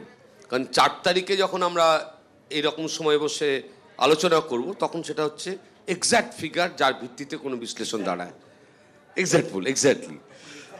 তো এটা গত 1.5 মাস ধরে ভারতবর্ষের রাজনীতিতে যে চর্চা চলেছে, যে ফোরকাস্ট চলেছে, ভোট হওয়ার সাথে সাথে তার প্রাথমিক রিয়াকশন থেকে আমরা একটা বিশ্লেষণ করছি। যদি এরকমটাই চেহারা হয় 4 তারিখে, তাহলে বুঝতে হবে যে ভারতবর্ষের রাজনীতিতে একেবারেই নতুনভাবে এবং গভীরভাবে 2014 অনওয়ার্ডস যে নতুন ধারা তৈরি হয়েছে, তাতে ভারতীয় জনতা পার্টি রাজনৈতিকভাবে একটা নতুন, যাকে বলা যেতে পারে ডিসকোর্স, খুব ওপর থেকে না গভীরে চালাতে পেরেছে। আমি পলিটিক্যাল স্ট্রাগলের জায়গা থেকে বলছি, কারণ আমরা এখানে টেবিলে বসে সারা সন্ধে বিভিন্ন ধরনের সম্ভাব্য সংখ্যা নিয়ে যে বলছি, যদি এগুলো ঠিক না মেলে এবং যদি 4 তারিখে গিয়ে যেরকম আভাস সেখানে আসছে ওই দিকেই যদি ভারতবর্ষে ফলাফল হয়, তাহলে মানুষ, সে আমাদের রাজ্যের চেহারাটা ব্যতিক্রম, কিন্তু সাধারণভাবে দেশের একটা বড় অংশ মানুষ তো এই ভোটটা দিয়ে চেহারা তৈরি করেছে। তাহলে বুঝতে হবে যে মানুষ কৃষক আন্দোলন থাকার পরও, মানুষ তীব্রভাবে রেকর্ড বেকার তৈরি হওয়ার পরও, মানুষ বৈষম্য তৈরি হওয়ার পরও, 1,44,000 কৃষক আত্মহত্যা করছে সরকারি তথ্য থাকার পরও, সেই কৃষকদের যে এলাকাগুলো, ক্ষেত মজুরদের যে এলাকাগুলো, সেখান থেকে যদি জিতে আসে, তাহলে একদম এক কথায় বলতে হবে যে ভারতবর্ষের রাজনীতিতে যে পলিটিক্যাল স্ট্রাগলটা চলছে, একটা হচ্ছে আইডেন্টিটি পলিটিক্স ভার্সেস রুটি রুজি বাসস্থানের লড়াই। এবং এই লড়াইয়ে বিজেপির আরএসএসের জন্মসূত্র থেকে যে ঘোষণা, তাদের রাজনীতি করবার যে ধারা, গোপন কিছু নয়, এবং সেটা অন্য রাজনৈতিক অবস্থান থেকে সমালোচনা হবে, কিন্তু বুঝতে হবে যে ভারতবর্ষের মানুষজনের কাছে যে প্রাথমিক বাঁচা লড়াইয়ের প্রশ্নের যে বিষয়গুলো থাকে, তার থেকে, এবং সেটা বিজেপির ক্যাম্পেইনের মধ্যে অন্যান্য, শুধু আমাদের নয়, আমাদেরটা ছেড়ে দিন, আমাদের নয়, অন্যান্য যেসব চ্যানেল বা যারা সমীক্ষা করেন, সমীক্ষক এজেন্সিগুলো রয়েছে, তাদের যে সমীক্ষা আমাদের কাছে আসছে, মোবাইলে আসছে, আমাদের তথ্যগুলো আমাদের অফিসে আসছে, তাদের দেখতে পাচ্ছি সমস্ত সমীক্ষাতেই অলমোস্ট বিজেপি কিন্তু এনডিএ কিন্তু জয়ী হচ্ছে। যদি সমস্ত সমীক্ষা ভুল হয়, তাহলে আলাদা সংখ্যার খেলা থাকতে পারে, কিন্তু এনডিএ যে সংখ্যার খেলা থাকতে পারে, একদম দেবজিৎ, সংখ্যার খেলা হয়তো থাকতে পারে, কিন্তু এনডিএ সরকার করছে, সমীক্ষায় তাই বলছে। ফিরে আসছি আলোচনায় ছোট্ট। ফিরে এলাম বিরতির পর। বিরতিতে যাওয়ার আগে আপনাদের দেখিয়েছিলাম 396টি আসনের সম্ভাব্য ফলাফল। এবারে আমাদের কাছে 542টি আসনের সম্ভাব্য ফলাফল অর্থাৎ বুথ ফেরত সমীক্ষা এসে গেছে। এর মধ্যে গোটা পশ্চিমবঙ্গ যেমন রয়েছে, উত্তরপ্রদেশ রয়েছে, বিহার রয়েছে, ওড়িশা রয়েছে, ঝাড়খণ্ড রয়েছে, সমস্ত রেজাল্ট টোটাল এসে গেছে। আসছি ওড়িশা দিয়ে, শুরু করছি ওড়িশা। একই সঙ্গে বিধানসভা নির্বাচন হচ্ছে ওড়িশাতে। 21টা সিট, বিজেপি 13 থেকে 15, আদার্স 6 থেকে 8, অর্থাৎ বিজেডি কিন্তু কমছে। ওখানে প্রধান দল বিজেডি। আমরা এই ট্র্যাডিশন দেখেছি, সরকারে যারা আসে, রাজ্য সরকারের সময় তারা বিজেপিকে ভোট দিয়েছে, কেন্দ্রে তারা বিজেপিকে ভোট দিয়েছে, কিন্তু এবার অনেকটাই কম দেখতে পাচ্ছি বিজেডি 6 থেকে 8, বিজেপি 13 থেকে 15। ঝাড়খণ্ড, মুখ্যমন্ত্রী হেমন্ত সোরেন গ্রেপ্তার হয়ে এই মুহূর্তে জেলে রয়েছেন। 14টা সিট, বিজেপি 9 থেকে 12, কংগ্রেস জোট অর্থাৎ কংগ্রেস এবং জেএমএম তারা 2 থেকে 5। অর্থাৎ হেমন্ত সোরেনের গ্রেপ্তারি খুব একটা এফেক্ট পড়েনি, আবেগ কাজে আসেনি, যদি এটা ঠিক হয়। বিহার, বাকি আসনগুলো, বিহার টোটাল 40টা দেখাও। 40টা আসনের মধ্যে বিজেপি 31 থেকে 34, কংগ্রেস 6 থেকে 9। আমি যদি ধরেও নিই যে 31টা পাচ্ছে বিজেপি, কংগ্রেস জোট অর্থাৎ কংগ্রেসের সঙ্গে আরজেডি রয়েছে, সিপিআইএমএল রয়েছে, গতবারের থেকে বিজেপির আসন কমছে, কংগ্রেস জোটের আসন বাড়ছে। যদিও বিশেষজ্ঞরা মনে করছেন এর থেকে অনেক বেশি আসন কংগ্রেস জোট পাবে, অর্থাৎ কংগ্রেস আরজেডি এবং অন্যরা পাবেন। এখানে নীতিশ কুমারের সিট অনেক কমবে বলে বিশেষজ্ঞরা মনে করছেন। ভারতবর্ষের সব থেকে বড় রাজ্য উত্তরপ্রদেশ, 80টি রাজ্যের আসন, 80টি আসনের উত্তরপ্রদেশে বিজেপি 68 থেকে 71, গতবার 63টা আসন পেয়েছিল, 64টা আসন পেয়েছিল গতবার।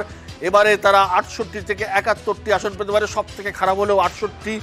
বুথ ফেরত সমীক্ষা বলছে কংগ্রেস পেতে পারে 9, কংগ্রেস জোট অর্থাৎ কংগ্রেস এবং এসপির জোট 9 থেকে 12। আদার্স অর্থাৎ মায়াবতী কোনো সিট পাচ্ছেন না, এটা একটু আশ্চর্যের।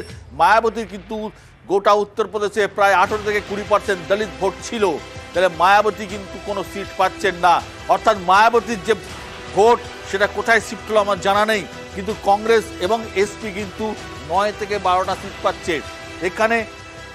এখানে কিন্তু দেখা যাচ্ছে যে বিজেপির থেকে কিন্তু আসন খুব একটা কমছে না, কিন্তু শরিক দলগুলো কি অবস্থা সেগুলো ব্রেকআপটা এখন আমাদের কাছে আসেনি। 9 থেকে 12-র মধ্যে এই যে জোটটা রয়েছে কংগ্রেস এবং এসপি, এর মধ্যে কংগ্রেসকে কিন্তু দেয়া হচ্ছে 3 থেকে 6। আমার এখানে একটু খটকা আছে, সন্দেহ আছে, তার কারণ 3 থেকে 6 যে আসন বলা হচ্ছে, আগেরবার একমাত্র কংগ্রেস জিতেছিল রায়বরেলিতে, রায়বরেলি আমেঠি হাতছাড়া হয়েছিল, রাহুল গান্ধী হেরে গিয়েছিলেন। এবারে যদি জোটটা ঠিকঠাক হয়ে থাকে, অর্থাৎ এসপির ভোট যদি ঠিকঠাক শিফট হয়ে থাকে কংগ্রেসে, এবং মাইনরিটির ভোট যদি কংগ্রেস এবং এসপি পেলে থাকে, সেক্ষেত্রে কিন্তু এটা পসিবল, সম্ভব হতে পারে। অর্থাৎ কংগ্রেস কিন্তু 3টে জায়গা 6 থেকে 9 তারা কিন্তু গেইন করছে, কংগ্রেস যদি এটা ধরে রাখতে পারে। অর্থাৎ বহুজন সমাজপাতির যে আসন, সেই আসনগুলো কোন দিকে গেল? তারা কি এসপির দিকে গেল, তারা কি বিজেপির দিকে গেল, নাকি তারা কংগ্রেসের দিকে গেল? এটা সব থেকে জানার বিষয়, কারণ বিএসপির পার্সেন্টেজ অফ ভোট কিন্তু অনেক ছিল। উত্তরপ্রদেশ, পশ্চিমবঙ্গ আসবো, পশ্চিমবঙ্গের বাদবাকি সিটগুলোতে আসবো, আমি অতিথি থেকে আসবো। সুমন, উত্তরপ্রদেশ এবং বিহার। দেখ, আমার নাম একটু অবাক লাগছে। উত্তরপ্রদেশ, যেটা ভারতবর্ষের সবচেয়ে বড় রাজ্য, সেখানে 2014 বিজেপি সবচেয়ে ভালো ফলাফল করেছিল, 75টা পেয়েছিল।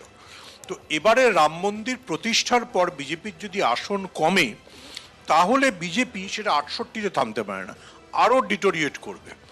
অর্থাৎ ডিটোরিয়েশনের একটা ট্রেন্ড থাকে, সেটা কখনো, যেমন মহারাষ্ট্রের ক্ষেত্রে মাত্র বিজেপি 11টা লুজ করবে, এটা হতে পারে না, আরও বেশি লস করবে।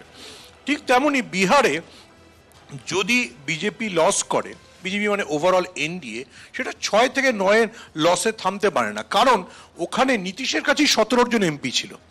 নীতিশের 17 জন এমপি, তাহলে আমরা ধরে নিতে হবে এই ফিগার যদি মানতে হয়, তাহলে নীতিশ অন্তত 12 জনকে জিতিয়ে আনছে, which is next to impossible. আমার যেটা মনে হয়, আমি বিহার গেছি, একাধিকবার বিহারে গেছি, আমার নিজের ব্যক্তিগতভাবে মনে হয় একার ক্ষমতায় নীতিশ যদি লড়ে, 3টে সিট যেটা ক্ষমতা নীতিশ কুমারের নিজের নেই। বিহারে নীতিশের পক্ষে 17টা আসন ধরে রাখাটা যতটা কঠিন, আমি বলছি তো মানে একটা অদ্ভুত ডিসক্রিপেন্সি আছে। ঝাড়খণ্ডে যখন ঢোকা হচ্ছে দেখা যাচ্ছে ঝাড়খণ্ডে 5টা আসন অপোজিশন ম্যাক্সিমাম পেতে পারে। তার মানে ধরে নিতে হবে যে হেমন্ত সোরেনের অ্যারেস্টে কোনো এফেক্ট পড়েছে। 2 থেকে 5, তাও 5 বলছেন না, 2 থেকে 5। আমি যদি 2 বা ধরি, 2 বা 5 যাই ধরি, গতবার আমাদের মাথায় রাখতে হবে ওখানে মাত্র কংগ্রেসের কাছে একটা আসন ছিল, আর কারো কাছে কোনো আসনও ছিল না। এবং কংগ্রেসের যিনি এমপি ছিলেন সেই মধুকরার স্ত্রী, তিনিও বিজেপিতে জয়েন করেছেন। তাহলে কংগ্রেস ওখানে 0 হওয়ার কথা। কংগ্রেসের যদি ট্রেন্ড 5-এ হয় তাহলে ওটা ওখানে থামতে পারে না। অঙ্কের একটা নিয়ম আছে, সেটা কোনোভাবেই এই এক্সিট পোল সেটাকে শো করছে না। শিবাজিদা, একদমই যেটার কথা সুমন বলল সেটা আমি একদম একমত, যে অঙ্কটা এভাবে হয় না। যেমন আগের বারেও আমি বলেছিলাম যে 221 যখন এই নিয়ে যখন কথা হচ্ছে, 200-র কাছাকাছি গেলে ইট উইল ক্রস 210-15, তার উপরে অনেকখানি একটা লিপ করে। এখানে আমি একটাই খালি কথা বলছি, বিজেপির ক্ষেত্রে এই এন্টায়ার যে জায়গাটা দেখতে পাচ্ছি নীতিশ কুমারের, সেখানে নীতিশ কুমারের ব্যাপারে বিজেপির ভেতরে জেডিইউকে ভোট দেওয়ার ক্ষেত্রে বিজেপির অভ্যন্তরে যে একটা অসন্তোষ আছে, সেখানে বিজেপি জেডিইউকে কতটা ভোট দেবে সে ব্যাপারে যথেষ্ট ডাউট আছে কমিটেড ওয়েতে। এবং যেখানে ভোট পার্সেন্টেজ কম হয়েছে, আমাদের মাথায় রাখতে হবে ইউপি এবং বিহারে অত্যন্ত কম পার্সেন্টেজের ভোট হয়েছে, ওয়েস্ট বেঙ্গলের সঙ্গে কম্পেয়ার করা যায় না। সুতরাং সেই রকম জায়গায় ভোটটা কিন্তু আমাদের মাথায় রাখতে হবে। এবং তার সঙ্গে আরেকটা বক্তব্য সেটা হচ্ছে যে এই উত্তরপ্রদেশের ক্ষেত্রে যে রকম যে জাটব ভোট মানে হচ্ছে মায়াবতীর ভোট, মায়াবতীর যে জাটব ভোটটা সেটা এসপি দিকে যাবে না কিন্তু বিশ্ব, যার প্রশ্ন নেই। সেটা হয় বিজেপিতে যাবে নয় কংগ্রেসে যাবে। কংগ্রেসে যাবে, কংগ্রেসে গেছেও। দেয়ার আর এভিডেন্সেস যেখানে কংগ্রেসে আমরা ওখান থেকে যে সমস্ত গ্রাউন্ডে পিকচার এসছে কংগ্রেসের দিকে ভোট গেছে, সেখানে কিন্তু সিটটাই 9 থেকে 11 যেটা দেখানো হচ্ছে, এই জায়গায় কিন্তু থামবে না, 9 থেকে 11 থেকে অনেক বেশি বাড়বে। আমি শিবাজি প্রতিমদার বক্তব্যটাকে একটু এক্সটেন্ড করে বলি। ভারতবর্ষের গণতন্ত্রের একটা ট্রেন্ড আছে। 2019-এ যখন নরেন্দ্র মোদী জিতছিলেন তখন সুইপ করছিলেন, মানে সেখানে 75 হতে পারে কিন্তু ওটা 68 হতে পারে না। ওটা যদি স্কিপ করতে শুরু করে, একবার যদি বিজেপি স্কিট করতে শুরু করে, মহারাষ্ট্রে সেটা 11টা স্কিট করলো, বাকি 10টা আসনে বিজেপি বেঁচে গেল। পশ্চিম প্রান্তে একরকম হবে আর উত্তর ভাগে একরকম হবে। পশ্চিম প্রান্তেও মহারাষ্ট্রে মাত্র 11টা আসনে বিজেপি হারবে, মানে মাত্র 11টা আসনে, মানে আধাআধি হবে না। আধাআধি হওয়াটা হলে একদম পড়লে পুরোটা পড়বে না, এত থাকবে। না হলে বিজেপি আরো ভালো। আমার হিসেব হচ্ছে উত্তরপ্রদেশে 74, কেননা আমরা ওখানে যে সোশ্যালাইজেশন মানে সোশ্যাল ইঞ্জিনিয়ারিং যে লেভেলে নিয়ে গেছি। আগে আপনারা জানেন যে ইউপিতে ভোট হতো, মারাত্মক জাতিবাদীর ব্যাপার ছিল, এমনকি এরকমও মানে ভোট ছেড়ে দিন এমনিতেও। কিন্তু যে জিনিসটা বোধহয় আমরা খুব ভুল করছি, যে আমরা মনে করছি যে এই বাংলায় যেরকম সব কিছুর মধ্যেই রাজনীতি যুক্ত এবং যে কোনো পলিটিক্যাল পার্টির সমর্থক সদস্য এরকম একটা ব্যাপার থাকে, সদস্য এবং সমর্থক, সেটা বাকি ইউপিতে কিন্তু সব জায়গাতে আপনারা গিয়েছেন, আপনারা ভালো দেখবেন যে তারা সমর্থক মানে ভোটের সময় ভোট দেয়, কিন্তু তাদের কাছেও এই রাম লহর এবং অযোধ্যায় রাম মন্দিরের প্রতিষ্ঠা এটা একটা প্রচণ্ড একটা গুরুতর প্রভাব বিস্তার করেছে, এতে কোনো সন্দেহ নেই। আমার যেটা ধারণা যে আপনারা এখানে 71 দেখাচ্ছেন, সেটা অন্তত ইউপিতে আরও 3-4 বেশি হবে, 3 তো বেশি হবেই হবে। আর তিলক তরাজু আর তরবার উনকো মারো জুতাচার বলে শুরু করেছিলেন না মায়াবতী, তার আগে কাশিরাম। তিলক মানে ব্রাহ্মণ, তরাজু মানে হচ্ছে ওই বৈশ্য, এবং তরবার মানে ক্ষত্রিয়। তো এই যে জাতিবাদী যে প্রকরণ, জাতিবাদী যে ধারণা, মায়াবতীর সাথে সরকারও তৈরি করেছিলেন না, অতীতে অনেকবার হয়েছিল, এটাই তো হয়েছিল মণ্ডল কমণ্ডলের যুদ্ধ আমরা জানি, সেই সময় হয়েছিল। কিন্তু সেখান থেকে বিজেপি অন্তত ইউপিতে বিজেপি শাসনকালে জাতপাতের যে বা নিরিখে যে গণনা সেটা অনেকটা কমে গেছে। অনেক সময় এরকম হয়েছে যে একটা নির্দিষ্ট জাতির মানে লোককে না আপনি মনে করছেন বিহারে জাতপাত থাকছে ইউপিতে থাকবে না? আমি তা বলছি না, একবারও বলছি না, আমি 2 জায়গাতেই কমার কথা বলছি। বিহারে জাতপাত বা ইউপির জাতপাত নয়, যেহেতু ওয়েস্টার্ন বিহার আর ইউপি যেহেতু এক জায়গায়, আমি নিজে গিয়ে দেখেছি যে আগে আমি যেটা দেখেছি আমার ব্যক্তিগত অভিজ্ঞতা, ধরুন 15 বছর আগে আমি যেরকম দেখেছি, একটা বিশদ আমাকে 1 মিনিট টাইম দিন, আমি তাহলে বলবো। ধরুন একজন পকেট মার ধরা পড়েছেন বাসে, তো মার খেতে খেতে ছেলেটিকে সবাই মারছে, সবাই নেমে পড়েছে, হঠাৎ ছেলেটি নিজের জাত ক্লেম করলো, সঙ্গে সঙ্গে মবটা 2 ভাগে ভাগ হয়ে যাবে। ঠিক আছে, এখানেও এরকমই হয়, শুধু জাতের নামে না করে আমি অমুক পার্টি করি বললে সেই পার্টির লোকেরা তাকে বাঁচাতে দৌড়ে যায়, কিন্তু ওখানে সোজাসুজি জাতের নামেই ভাগটা হতো। কিন্তু সেই জিনিসটার প্রবণতা কমেছে। এবং আরও একটা মজার কথা, আগে যেটা আমরা দেখতাম, ধরুন কোনো জায়গায় কোনো একটা নির্দিষ্ট জাতির লোকেদের সংখ্যা বেশি আছে, সুতরাং প্রতীক দেখে ভোট হতো না, সেই লোকটিকে দেখে ভোট হতো, বা আমার জাতির লোককে ওখানে দাঁড় করানো হয়েছে অমুক প্রতীকে, আমি তাকে ভোট দেব। ব্রাহ্মণ হলে ব্রাহ্মণ, ক্ষত্রিয় হলে ক্ষত্রিয়, রাজপুত হলে রাজপুত। কিন্তু এখন যেটা হয়েছে, ধরুন ব্রাহ্মণ প্রবণ বহুল এলাকায় যদি রাজপুতকেও দাঁড় করানো হয় বিজেপির প্রতীকে, আমি বিজেপির ভোটের ইকুয়েশনটা বলতে পারি, অন্যদেরটা নয়, তাহলে কিন্তু বিজেপি জিতেছে, এটা আমরা প্রমাণ করেছি। দেখা যাক। একটা কথা খালি রিজয়েন্ডার দিচ্ছি আমি দেবজিৎকে ক্ষেত্রে। দেবজিৎ ঠিকই বলছে, কিন্তু আমরা জানি না তাহলে জয়ন্ত চৌধুরীকে নিয়ে এসে এবং অজিত একে এত করে বা চৌধুরী চরণ সিংকে দিয়ে, তার কারণ জাট ভোটের ক্যালকুলেশন বিজেপিও করে। ইন্টারেস্টিং শিবাজিতা বা সুমন যেটা বললেন, আমি একটা কথা পরিষ্কার বলতে পারি, দেবজিৎকে দিয়েই শুরু করা যায়। যেটা ও সোশ্যাল ইঞ্জিনিয়ারিং বললো, আমি বলবো ওটা ডিফেকশন ইঞ্জিনিয়ারিং। মানে অবস্থানগুলো একটু দেখতে হবে। আমি বারবার যে প্রসঙ্গটা বলছি যে আজকে এই মুহূর্তে দাঁড়িয়ে জাত পাত এই অঙ্ক বিহার ইউপিতে থাকবে না, এটা অসম্ভব। আর এই ডিফেকশন, এই ডিভিশন, এই ডিভাইসিভ এই ব্যাপারটা নিয়েই তো আমাদের প্রতিবাদ। অর্থাৎ প্রত্যেকটা মুহূর্তে আমরা জাত, দলিত, ধর্ম, বর্ণ এগুলোকে সামনে রেখে রাজনীতি করেছে, এটা বিজেপি করেছে। কিন্তু একটা জিনিস বুঝতে হবে, সেটা হচ্ছে ইউপিতে সব থেকে বড় প্রশ্ন, ইটস আ ট্রেন্ড। যেমন 2014, 2019 একটা ডাউন ট্রেন্ড লক্ষ্য করা যাচ্ছে, কিন্তু মোস্ট অফ কেসেস যেখানে কিছু কিছু ক্ষেত্রে কিন্তু ভোট পার্সেন্টাইল ডাউন ট্রেন্ড করতে পারে, আর যদি সেটা করে তাহলে কিন্তু রেজাল্টটা সম্পূর্ণ ঘুরে যেতে পারে। এটা হচ্ছে এক। আর এখানে বলে শেষ করতে পারি যে আজকে ঠিক যে জায়গাটাতে দাঁড়িয়ে আপনাদের এই ক্যালকুলেশন যেভাবেই হোক, হয়তো আমরা মানছি কেউ মানছি না, কিন্তু বাস্তব চরিত্র কিন্তু এখানেই যে বিজেপি তার নিজের স্বকীয়তা হারিয়েছে, এটা কিন্তু এই নির্বাচনে বোঝা যাচ্ছে। এবং সে ধ্যানমগ্নতা যাই হোক, সেটা আত্মতুষ্টির কারণ না হতে পারে, সেই ধ্যানমগ্নতা এটাও হতে পারে প্রায়শ্চিত্তের কারণ। এটা আমার ধারণা। উড়িষ্যার যে চেহারাটা এখানে এসছে, সেটা কিন্তু গত 2 মাস ধরে যদি উড়িষ্যা দৈনন্দিন রাজনৈতিক চর্চাকে লক্ষ্য করা যায়, তাহলে দেখা যাবে যে তুমি বলার সময় বলছিলে যে রাজ্যের নির্বাচনের ক্ষেত্রে উড়িষ্যাবাসী যেরকমভাবে মতদান করে, কেন্দ্রের নির্বাচনের প্রশ্নে ভিন্ন স্বাদ। এবং লাস্ট দুটো ইলেকশনে দেখেছি একদম তাই। এবং শুধু তাই নয়, যদি মানে আমি আলোচনায় বলছিলাম, আমরা যদি দেখি অন্ধ্রের ভোট প্যাটার্ন, তাহলে অন্ধ্রে যা হয়েছে তাতে কিন্তু অন্ধ্রে কিন্তু সরকার বদল হয়ে যাচ্ছে। অর্থাৎ জগনমোহন আর এমনিতেই অ্যাসেম্বলি ইলেকশন হচ্ছে তো। হ্যাঁ, অন্ধ্রে অ্যাসেম্বলি ইলেকশন হচ্ছে, সেটাই বলছি তো, সেটাতে চন্দ্রবাবু নাইডু জিতবেনি। আচ্ছা, তো সেক্ষেত্রে ওড়িশার ক্ষেত্রে কিন্তু আমরা জোর গলায় বলতে পারছি না। না, কখনো। তার কারণ বলতে পারছি না একটাই কারণে, ওড়িশায় বিজেপির ফেস কে, বিজেপির কি হবে কেউ জানে না। ওড়িশার ক্ষেত্রে আমরা কি বলছি, যে ওড়িশার ক্ষেত্রে আমি জানি তুমি বলবে অন্য অন্য স্টেটের কথা, ওড়িশার ক্ষেত্রে আমরা কি বলছি যে মানুষ ওখানে দেখেছি ভোট প্যাটার্ন এর আগের দুটো ইলেকশনে, রাজ্যে বিজেডিকে ভোট দিয়েছে, ওদিকে বিজেপিকে ভোট দিয়েছে। কিন্তু বিহার আর উত্তরপ্রদেশে যেটা এক্সিট পোল বলছে, তুমি ঠিকই বলেছো, আজকে সারা সন্ধ্যে সমস্ত এক্সিট পোলেরই একটা চরিত্র রয়েছে, যে এটা এখানে ভিন্নতর কিছু হচ্ছে না। কিন্তু এক্সিট পোলের এই চেহারাটা কিন্তু বিহারের যদি গত 2 মাসে, আমি 2 মাসের পেছনে যদি চলে যাই, তাহলে তার সাথে আজকের চেহারা মিল খাবে। কিন্তু গত 2 মাসে যেভাবে ওখানে রাজনৈতিক প্রচার, সমর্থন, তাহলে কি এই সমস্ত বিষয়গুলোকেই তাহলে অসত্য মিথ্যা মানতে হবে?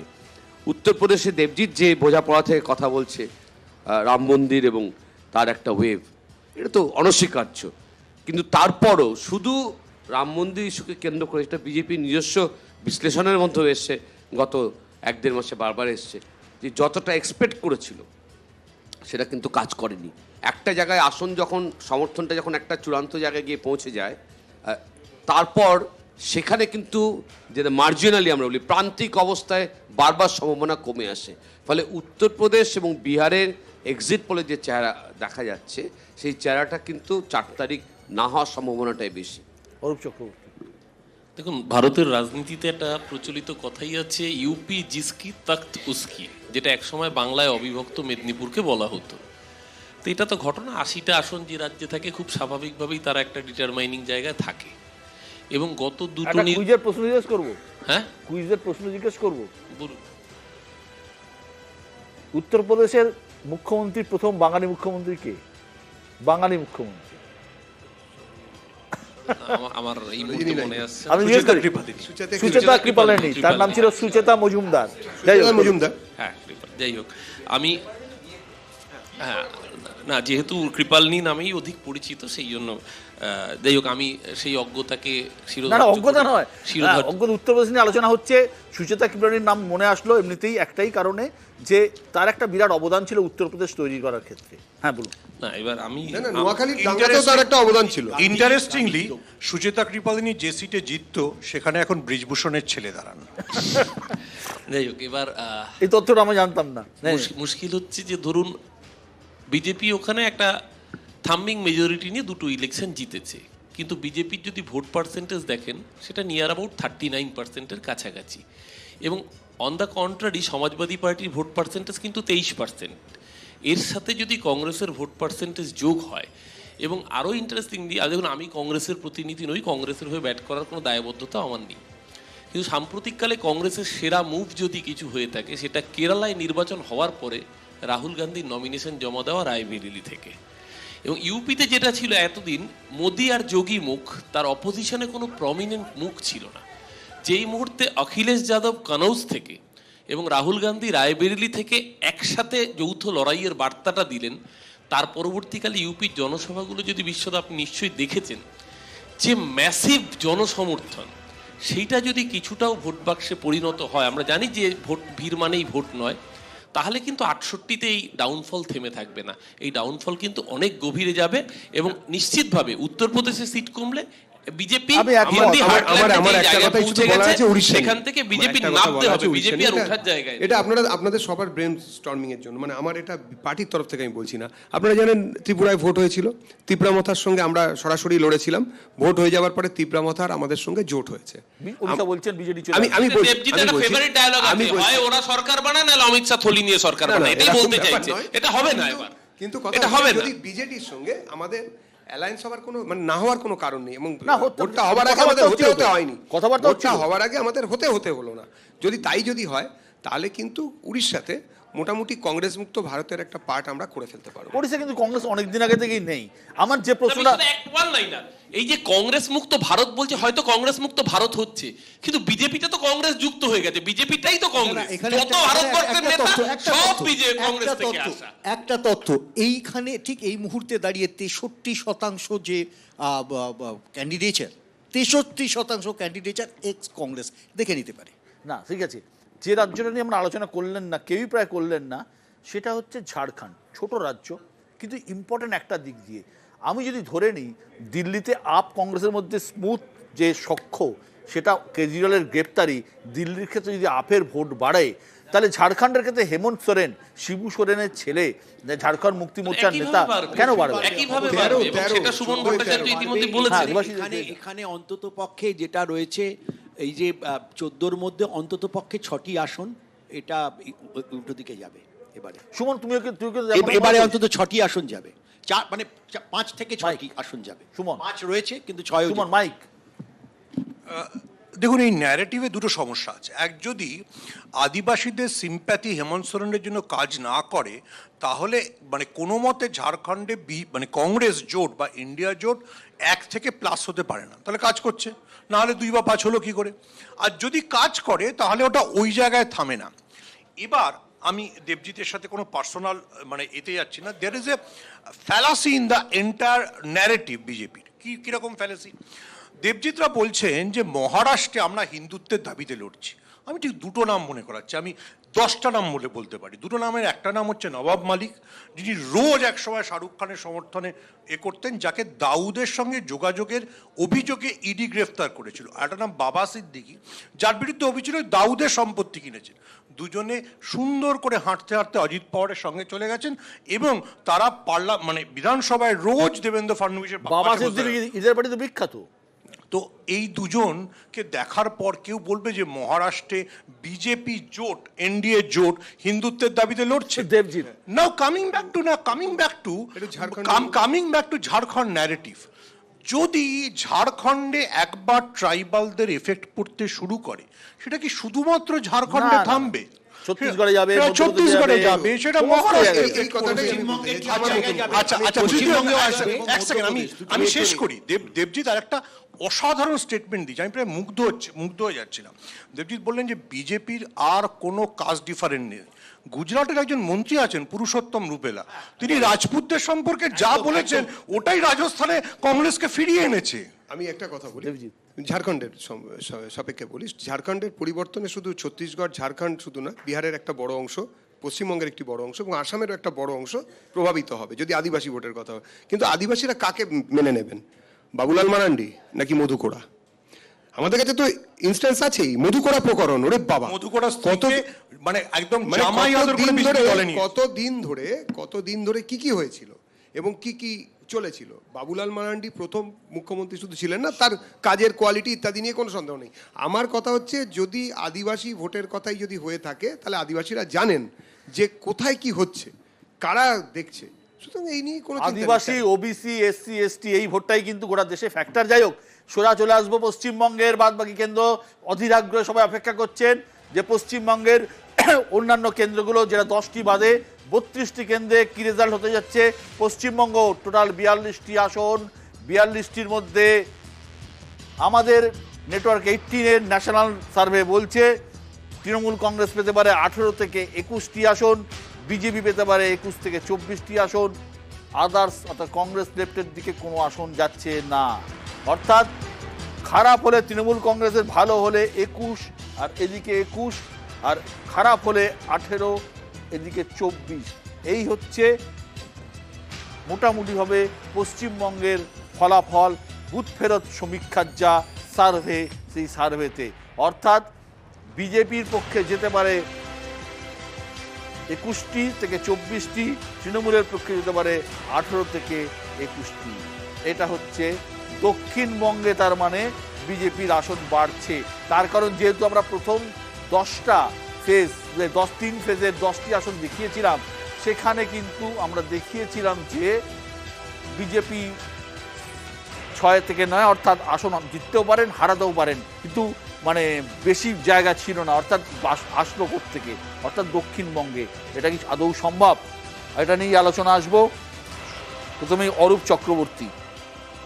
বিশ্বদা, টু বি ভেরি অনেস্ট, আমরা যারা গ্রাউন্ডে কাজ করি, তৃণমূল কংগ্রেসের এই মুহূর্তে 30-এর কমে নামার সম্ভাবনা কার্যত নেই। এই কারণেই বলছি, বিজেপির যে মূল জায়গা ছিল উত্তরবঙ্গ, একটা মতুয়া বেল্ট, আর দ্বিতীয়ত হচ্ছে তপশিলি অধ্যুষিত জায়গাগুলো, অর্থাৎ রাঢ়বাঙ্গ, অর্থাৎ বাঁকুড়া, পুরুলিয়া, জঙ্গলমহলের বুকে দাঁড়িয়ে ঝাড়গ্রাম সিট তৃণমূল কংগ্রেস একটা মানে থাম্বিং মেজরিটি নিয়ে জিতছে। পুরুলিয়ায় ইন্টারেস্টিং, যেটা আগের দিনও আপনাকে বলছিলাম, পুরুলিয়ায় একদিকে কুর্মী ভোট কেটে নেবে অজিত মাহাতো এবং নেপাল মাহাতো কংগ্রেসের ক্যান্ডিডেট হিসেবে সিপিএম এর সমর্থনে আমাদের বিরোধী ভোট অনেকটা ভাগ বসাবেন, যার ফলে পুরুলিয়া আমাদের জয়টা অনেক সহজ।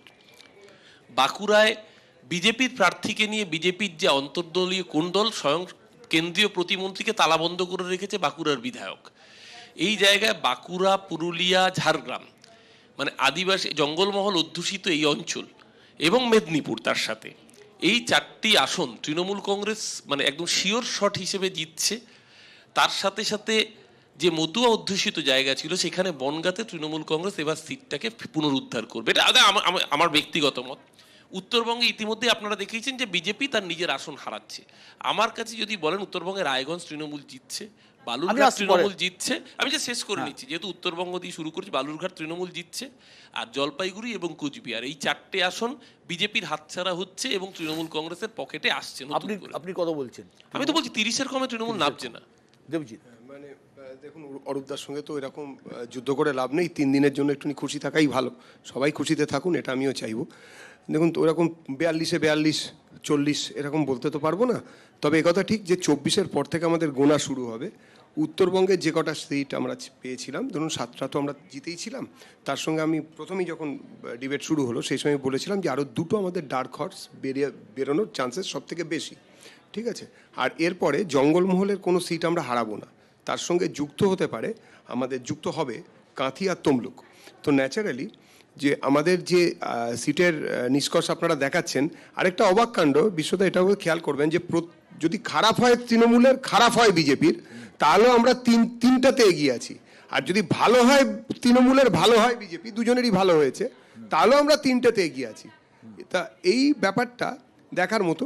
আর লেফট কংয়ের যে বিষয়, সেটা সত্যি সত্যি ওনাদের বিশ্বাসযোগ্যতা এবং অন্যান্য চন্দন, যা দেখতে পাচ্ছি অধীর চৌধুরী হারছেন। আমি এখানে আবারও এই কথাটাই বলি যে এখানে নতুনভাবে কোনো বিশ্লেষণের কারণ নেই, কারণ আমরা বারবার দেখেছি যে আমরা যে ডিফেক্টসগুলো তাকে নিয়ে আমরা আলোচনা করেছি। আমি পরিষ্কারভাবে বলতে পারি, আমি এর আগেও আপনাকে বলেছিলাম এবং আপনি হয়তো অনেকটা স্বীকার করলেন, তখনও ঈশা খান চৌধুরীর ব্যাপারে তো আপনি বলেছেন।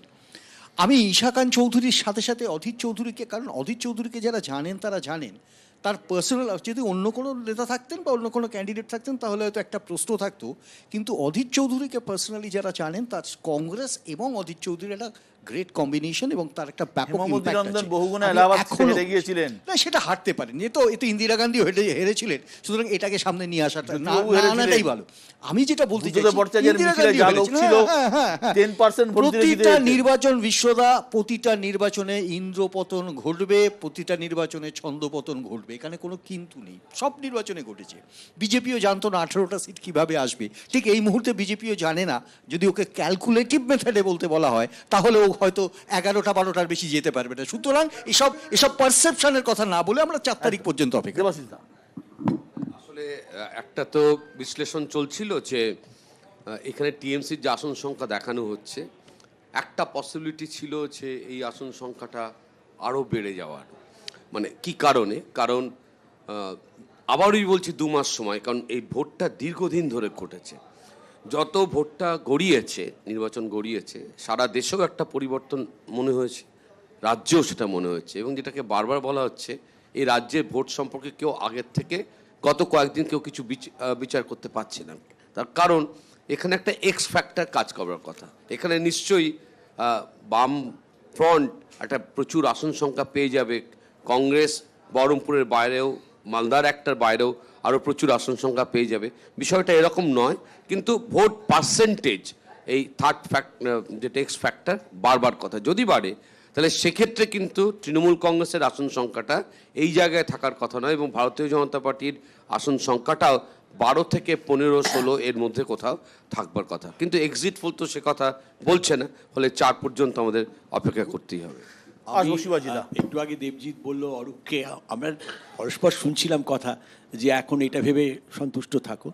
আমার মনে হয় ওয়েস্ট বেঙ্গলের ক্ষেত্রেও বিজেপির এই এক্সিট পোল এবং এক্স্যাক্ট পোলের মাঝখানের দিনগুলোতেই সন্তুষ্ট থাকার ব্যাপার।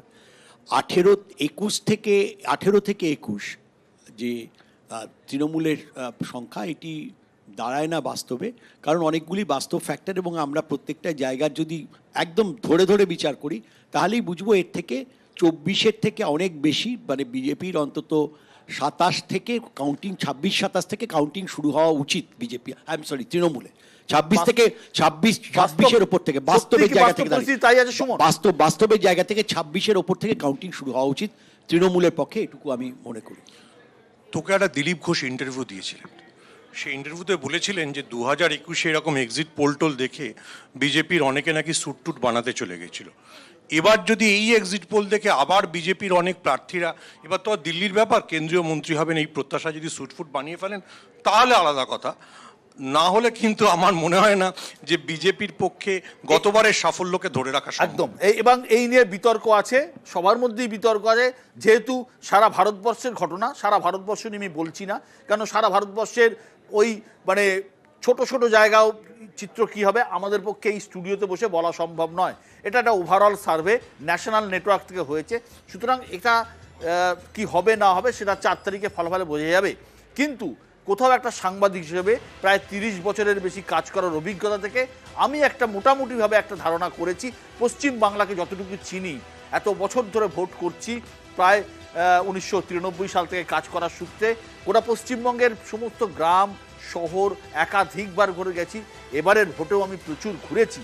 সেই জায়গা থেকে দেখার সূত্রে আমি মোটামুটি একটা অঙ্ক কষেছি এবং সেটাকে আমরা আপনাদের সামনে প্রেজেন্ট করছি। সেটা এই এক্সিট পোল নয়, আমাদের এক্সিট পোলের বাইরে, সেটা হচ্ছে এডিটার্স অ্যাসেসমেন্ট, যে এডিটার্স অ্যাসেসমেন্ট থেকে আমি এটা প্রেজেন্ট করছি। ভুল দিক নিয়ে সেটা আপনারা বলতে আলোচনা করব। তৃণমূলের সম্ভাব্য আসন, এটা সম্পূর্ণভাবে এডিটার্স অ্যাসেসমেন্ট। তৃণমূলের সম্ভাব্য আসন জঙ্গিপুর, বসিরহাট, বারাসাত, দমদম, শ্রীরামপুর।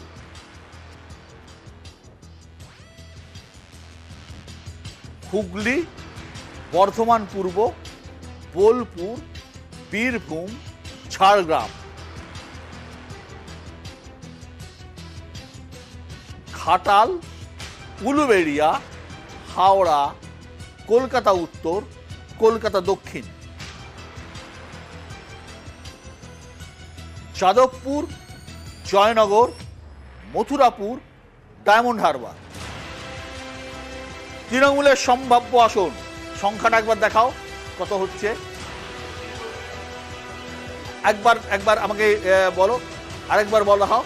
4টে, আরেকবার দেখাচ্ছি সংখ্যাটা, 1 2 3 4 5, পরেরটা হচ্ছে আবার 5 আর 10, আবার 5 15, 4 19, অর্থাৎ 19টা আসন তৃণমূল সম্ভাব্য পেতে চলেছে, পাবেই। এটা এডিটার্স অ্যাসেসমেন্ট। এবার আসছি বিজেপির সম্ভাব্য আসন। কোচবিহার, আলিপুরদুয়ার, জলপাইগুড়ি, দার্জিলিং, বালুরঘাট, মালদা উত্তর। আসছি পরেরটায়, রানাঘাট, বনগাঁ, আরামবাগ, পুরুলিয়া, বাঁকুড়া, বিষ্ণুপুর। কাঁথি, তমলুক। বিজেপি কটা হলো? 14টা। তাহলে একদিকে হচ্ছে 19টা, অন্যদিকে 14টা। এখনো বাকি আছে অনেকগুলি আসন, অর্থাৎ 19 আর 14 বাদ দিলে 9টা আসন বাকি থাকছে। 9টা আসনে কি হতে পারে? জোট কি পেতে পারে? মালদা দক্ষিণ জোট পেতে পারে বলে মনে হয়, কংগ্রেস পেতে পারে। তাহলে 40টা আসন, মাফ করবেন, হ্যাঁ 34টা আসন আমাদের হয়ে গেল। এই আসনগুলো যে কোনো দিকে যেতে পারে, অর্থাৎ 50-50। এই আসন যে কোনো দিকে যেতে পারে, যেদিকে যাবে সেদিকে ভারী হবে। রায়গঞ্জ, বহরমপুর, ব্যারাকপুর, কৃষ্ণনগর,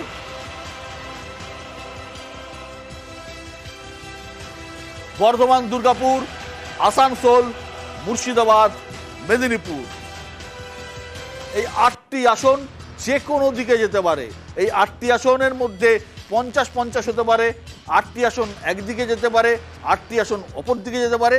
কিন্তু এটা হচ্ছে মোটামুটিভাবে আমাদের মনে হয়, যে এডিটারের মনে হয়, সাংবাদিক হিসেবে এবং এই চ্যানেলের এডিটার হিসেবে আমার মনে হয় যে 19 এবং 14 পরে এই 8টি আসন যে রয়েছে, এই 8টি আসন যে কোনো দিকে যেতে পারে, একটি আসন জোটের পক্ষে যেতে পারে। আপনাদের মনে হতে পারে যে এটা আপনি মানতে পারেন, আপনি নাও মানতে পারেন। সম্পূর্ণভাবে আমার মতামত, আমার জায়গা থেকে সারা পশ্চিমবঙ্গ আমি ঘুরেছি, তার প্রেক্ষিত থেকে আমার মনে হয়, যদিও আমার বোঝা ভুল হতে পারে, কিন্তু আমার মনে হয় এই আসন এই ফলাফল হতে যাচ্ছে। শিবাজিদা, তুমি ঘুরেছো, আমরা সেটা জানি, এবং অত্যন্ত এক্সটেন্সিভলি ঘুরেছো। তোমার অভিজ্ঞতার কথাও কেউ অস্বীকার করতে পারবে না, আমরা সবাই জানি। কিন্তু এক্স্যাক্ট ভোটের সময়, ভোটের দিনগুলো, ডি ডে যেটাকে আমরা বলি, সেইগুলো কিন্তু খুব ইম্পর্টেন্ট। এবং আলটিমেটলি ভোটটা হয় এখানে, মানে ভোটটা ম্যানেজ করতে হয়, অর্থাৎ বাড়ি বাড়ি থেকে নিয়ে আসতে হয়, অন্যান্য আরও অনেক কিছু আনুষঙ্গিক জিনিস রয়েছে। তাতে আমার মনে হয়েছে এর মধ্যে বেশ কটি আসন, মেদিনীপুর যেমন একটি আসন, এবং আরও কিছু আসন আছে, যেই আসনগুলোর মধ্যে বাঁকুড়া একটি আসন।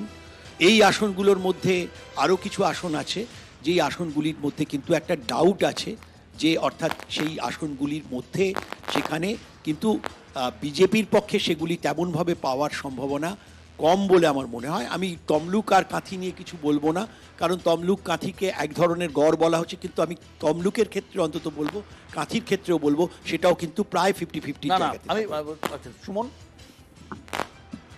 আমার মনে হয় এডিটার্স অ্যাসেসমেন্ট অনেক কাছাকাছি, কিন্তু আমার মনে হয় যে বিজেপি মানে যে 8টা আসনে লড়াই হবে বলে বলা হচ্ছে তার মধ্যে কয়েকটা আসন বিজেপির জেতার কোনো চান্স নেই, যেমন মুর্শিদাবাদ। না আর মুর্শিদাবাদ যে- তো বিজেপির সাথে লড়াই বলবো না টান টান লড়াইতে আছে, না বিজেপির সাথে নয়, ওটা লেফটের লেফটের সাথে লড়াইতে আছে। আর যেগুলো বিজেপি শিওর আসন বলা হচ্ছে, বাঁকুড়া বিষ্ণুপুর নিয়ে আমার সংশয় আছে যে বাঁকুড়া বিষ্ণুপুর শেষ পর্যন্ত বিজেপি ধরে রাখতে পারবে কিনা। এক্ষেত্রে বাঁকুড়া বিষ্ণুপুরের সাথে আমি অ্যাড করব যে বালুরঘাট, এই বালুরঘাট আসন কিন্তু এবার একেবারে অনিশ্চিত সুকান্ত মজুমদারের জন্য, এবং ফল বেরোলে সেটা আমরা সকলেই সিদ্ধান্ত নিতে পারবো। এবং তার সাথে সাথে যেটা শিবাজীবাবু বললেন, মেদিনীপুর বা আমাদের রায়গঞ্জের মতো আসন এবার তৃণমূল কংগ্রেসের মানে 100% উইনিং সিট। ব্যারাকপুর আমি এবার দুটোই কিন্তু 50-50 দেখি 50-50 দেখিয়েছেন, ব্যারাকপুরও তাই, ওটাও কৃষ্ণনগর 50-50 রেখেছি 50-50-তে রেখেছেন যেগুলো, সেগুলো কিন্তু অধিকাংশই তৃণমূলের ফেভারে যাচ্ছে। এবং আমি আবারও বলছি, বাঁকুড়া বলুন বা তমলুকের ক্ষেত্রে শুভেন্দু অধিকারী নিজেও কনফিডেন্ট নন যে নন্দীগ্রামের বাইরে, ইভেন ময়না তো তমলুকে এবার লিড পাবেন না। তাই সেক্ষেত্রে তমলুক আসনটা কিন্তু বিজেপির পক্ষে আপনি হয়তো দেখাচ্ছেন এখানে, কিন্তু আসল রিফ্লেকশন কিন্তু আমার ব্যক্তিগত ধারণা তমলুকে দেবাংশুই জিতবেন। দেবজিৎ। 6টা সিট আরও যোগ হবে, আমি এটা বুক টুকে বলছি। যেমন ধরুন বর্ধমান পূর্ব, আসানসোল, এই মানে ধরনের 6টা যোগ হলে 14, 6, 20 আমাদের অ্যাসেসমেন্ট আমার একদম একদম 14, 6, 20 যোগ হবেই। এবং তার সঙ্গে যে হাড্ডাহাড্ডি লড়াই, মানে ওই স্পিড ইংরেজি মুভির মতন আর কি, স্পিড সিনেমার মতন, দরজাটা বন্ধ হচ্ছে সেখান থেকে বেরিয়ে যাচ্ছেন, এইরকম কম মার্জিনেও আমাদের আরও কম করে 4-5টা মতন সিট আমি দেখতে পাচ্ছি, মানে 24-এর পর 25 এরকম ধরে চলুন। না, আপনার যে অ্যাসেসমেন্ট, সেই অ্যাসেসমেন্টকে আমি যথেষ্ট সমর্থন করি, বেসিকটা, অ্যাবসলিউট বেসিকটা। এবং এখানে মুর্শিদাবাদ এবং বহরমপুরকে আপনি ডাউটফুল রেখেছেন, আমার মনে হতো ডাউটের বাইরে বার করে দিতে পারে। দেবাশিসরা। এটা অনেক বাস্তবসম্মত এই কারণ এখানে যেটা এক্সাক্ট করা হচ্ছে না যে বিজেপি এবং তৃণমূলের জায়গা থেকে, সেটা চর্চার মধ্যেও কিন্তু এই জায়গাটা আছে, ফলে এটা 4 তারিখে মিলবে যতদূর ধারণা। আমার কিন্তু যেটা মনে হচ্ছে যে এই যে মাঝামাঝি রাখা হচ্ছে এটা খুব ভালো, এইটা হচ্ছে খুব এটা কিন্তু খুব interesting। ভালো, এটা মানে খুব এই যে ইন্টারেস্টিং। ইনফ্যাক্ট জনমত সমীক্ষা বাকি যেখানে যা দেখিয়েছে, আমার মনে হয় তার থেকে তুলনামূলকভাবে এটা আপনার যে অনেক এডিটর বেশি- ভিউটা অনেক সেটা বেশি অনেক বাস্তব, বেশি অনেক রিয়েলিস্টিক এবং কাছাকাছি, বাস্তব ধর্মী। অনেক বেশি কাছাকাছি। অনেক বেশি আমি নিজে ঘুরেছি, সুমন আমার সঙ্গে উত্তরবঙ্গটা পুরোটাই ঘুরেছে। আমার যেটা মনে হয়েছে সেটা হচ্ছে যে বোথ সাইড, অর্থাৎ যে লড়াইটা তুল্যমূল্য লড়াই আছে, অর্থাৎ 1-2% ভোটের পার্থক্য আছে। আমরা যদি বিধানসভা নির্বাচন এবং অতীতের নির্বাচনগুলো দেখি, আস্তে আস্তে যে সংখ্যার ভোট হচ্ছে, তাকে যদি লেফট তার ভোটকে ফেরাতে না পারে, তাহলে কিন্তু পার্সেন্টেজ অফ ভোট পাশাপাশি আরও কমে যাবে, লড়াইটা আরও ন্যারো হবে। এই জায়গা থেকে 14টা সিট বিজেপির পক্ষে নিশ্চিতভাবে যাচ্ছে, 19টা সিট তৃণমূলের পক্ষে যাচ্ছে, বাদ বাকি 1টি সিট যাবে জোটের পক্ষে। অর্থাৎ 8টি সিটের হাড্ডাহাড্ডি লড়াই, 8টি সিট যেদিকে যাবে, নির্ণায়ক সত্যি কিন্তু ওই 8টি সিট। যে 8টি সিটের কথা আমি বললাম, আজ এবার আমার একটা পরিষ্কার কথা আমার মনে হয়েছে, পশ্চিমবঙ্গে এবার ভোটে কেউ লক্ষ লক্ষ ভোটে কিন্তু জিতবে না। পশ্চিমবঙ্গের ভোটে এবার যা হবে ফটো ফিনিশে হবে, এবং 10,000, 20,000, 30,000 মার্জিনে, এমনকি কয়েকটি আসন ছাড়া, একটি দুটি আসন, কয়েক হাজার মানে ভোটের ব্যবধানও হতে পারে, কয়েক হাজার। এবং কিছু সিট নিশ্চিতভাবেই যারা তৃণমূলের সিট, অর্থাৎ বসিরহাট, ডায়মন্ড হারবার, জয়নগর, এগুলো নিশ্চিতভাবে, হাওড়া, উলুবেড়িয়া, এইসব সিটে তৃণমূলকে হারানো প্রায় অসম্ভব আজকের দিনে। এবং তার সঙ্গে লক্ষ্মীর ভাণ্ডারের এফেক্ট রয়েছে। দেখা যাক কি হয়, 4 তারিখে তো রেজাল্ট বেরোবে ওভারঅল। এবং আমাদের এডিটার্স চয়েস ছাড়া আমি গোটা ওভারঅল নেটওয়ার্কের, ন্যাশনাল নেটওয়ার্কের যা ফলাফল একবার আসবো। 543টা সিট, অর্থাৎ একটি ভোট হয়নি। সেখানে বিজেপি ক্যান্ডিডেট ইতিমধ্যেই সুরাট সিটে জিতে গেছেন, কারণ সেখানে কোনো প্রার্থী অপরিচিত ছিলেন না। বিজেপি 355, খুব খারাপ হলে। কংগ্রেস খুব ভালো হলে, কংগ্রেস জোট 140, এবং আদার্স খুব ভালো হলে 52। অর্থাৎ 200-র নিচে গোটা বিরোধী যেটা রয়েছে, পরিসরটা রয়েছে, সেটা 200-র কাছাকাছি পৌঁছচ্ছে, আর বিজেপি পৌঁছচ্ছে 355-তে। আমরা মানতে পারি ভোট শেয়ারটা আমি দেখাবো না, তার কারণ ভোট শেয়ারটা দেখাবো না, তার কারণ ভোট শেয়ার অনেক ক্ষেত্রে মানে পার্সেন্টেজ অফ ভোটে আমাদের গোলমাল হতে পারে। কারণ অনেক সময় কি হয়, অনেক সময় ভোট শেয়ারের ক্ষেত্রে অঙ্ক মেলানো এত সোজা নয়, ডেটা আসছে, সেই ডেটাকে অঙ্ক মেলানো পরিবর্তন করা খুবই কঠিন। কিন্তু ওভারঅল দেখা যাচ্ছে যে বিজেপি নেতৃত্বাধীন এনডিএ সরকারই ক্ষমতায় আসতে চলেছে। এটাই কিন্তু বুথ ফেরত সমীক্ষার নির্যাস। অরূপ চক্রবর্তী।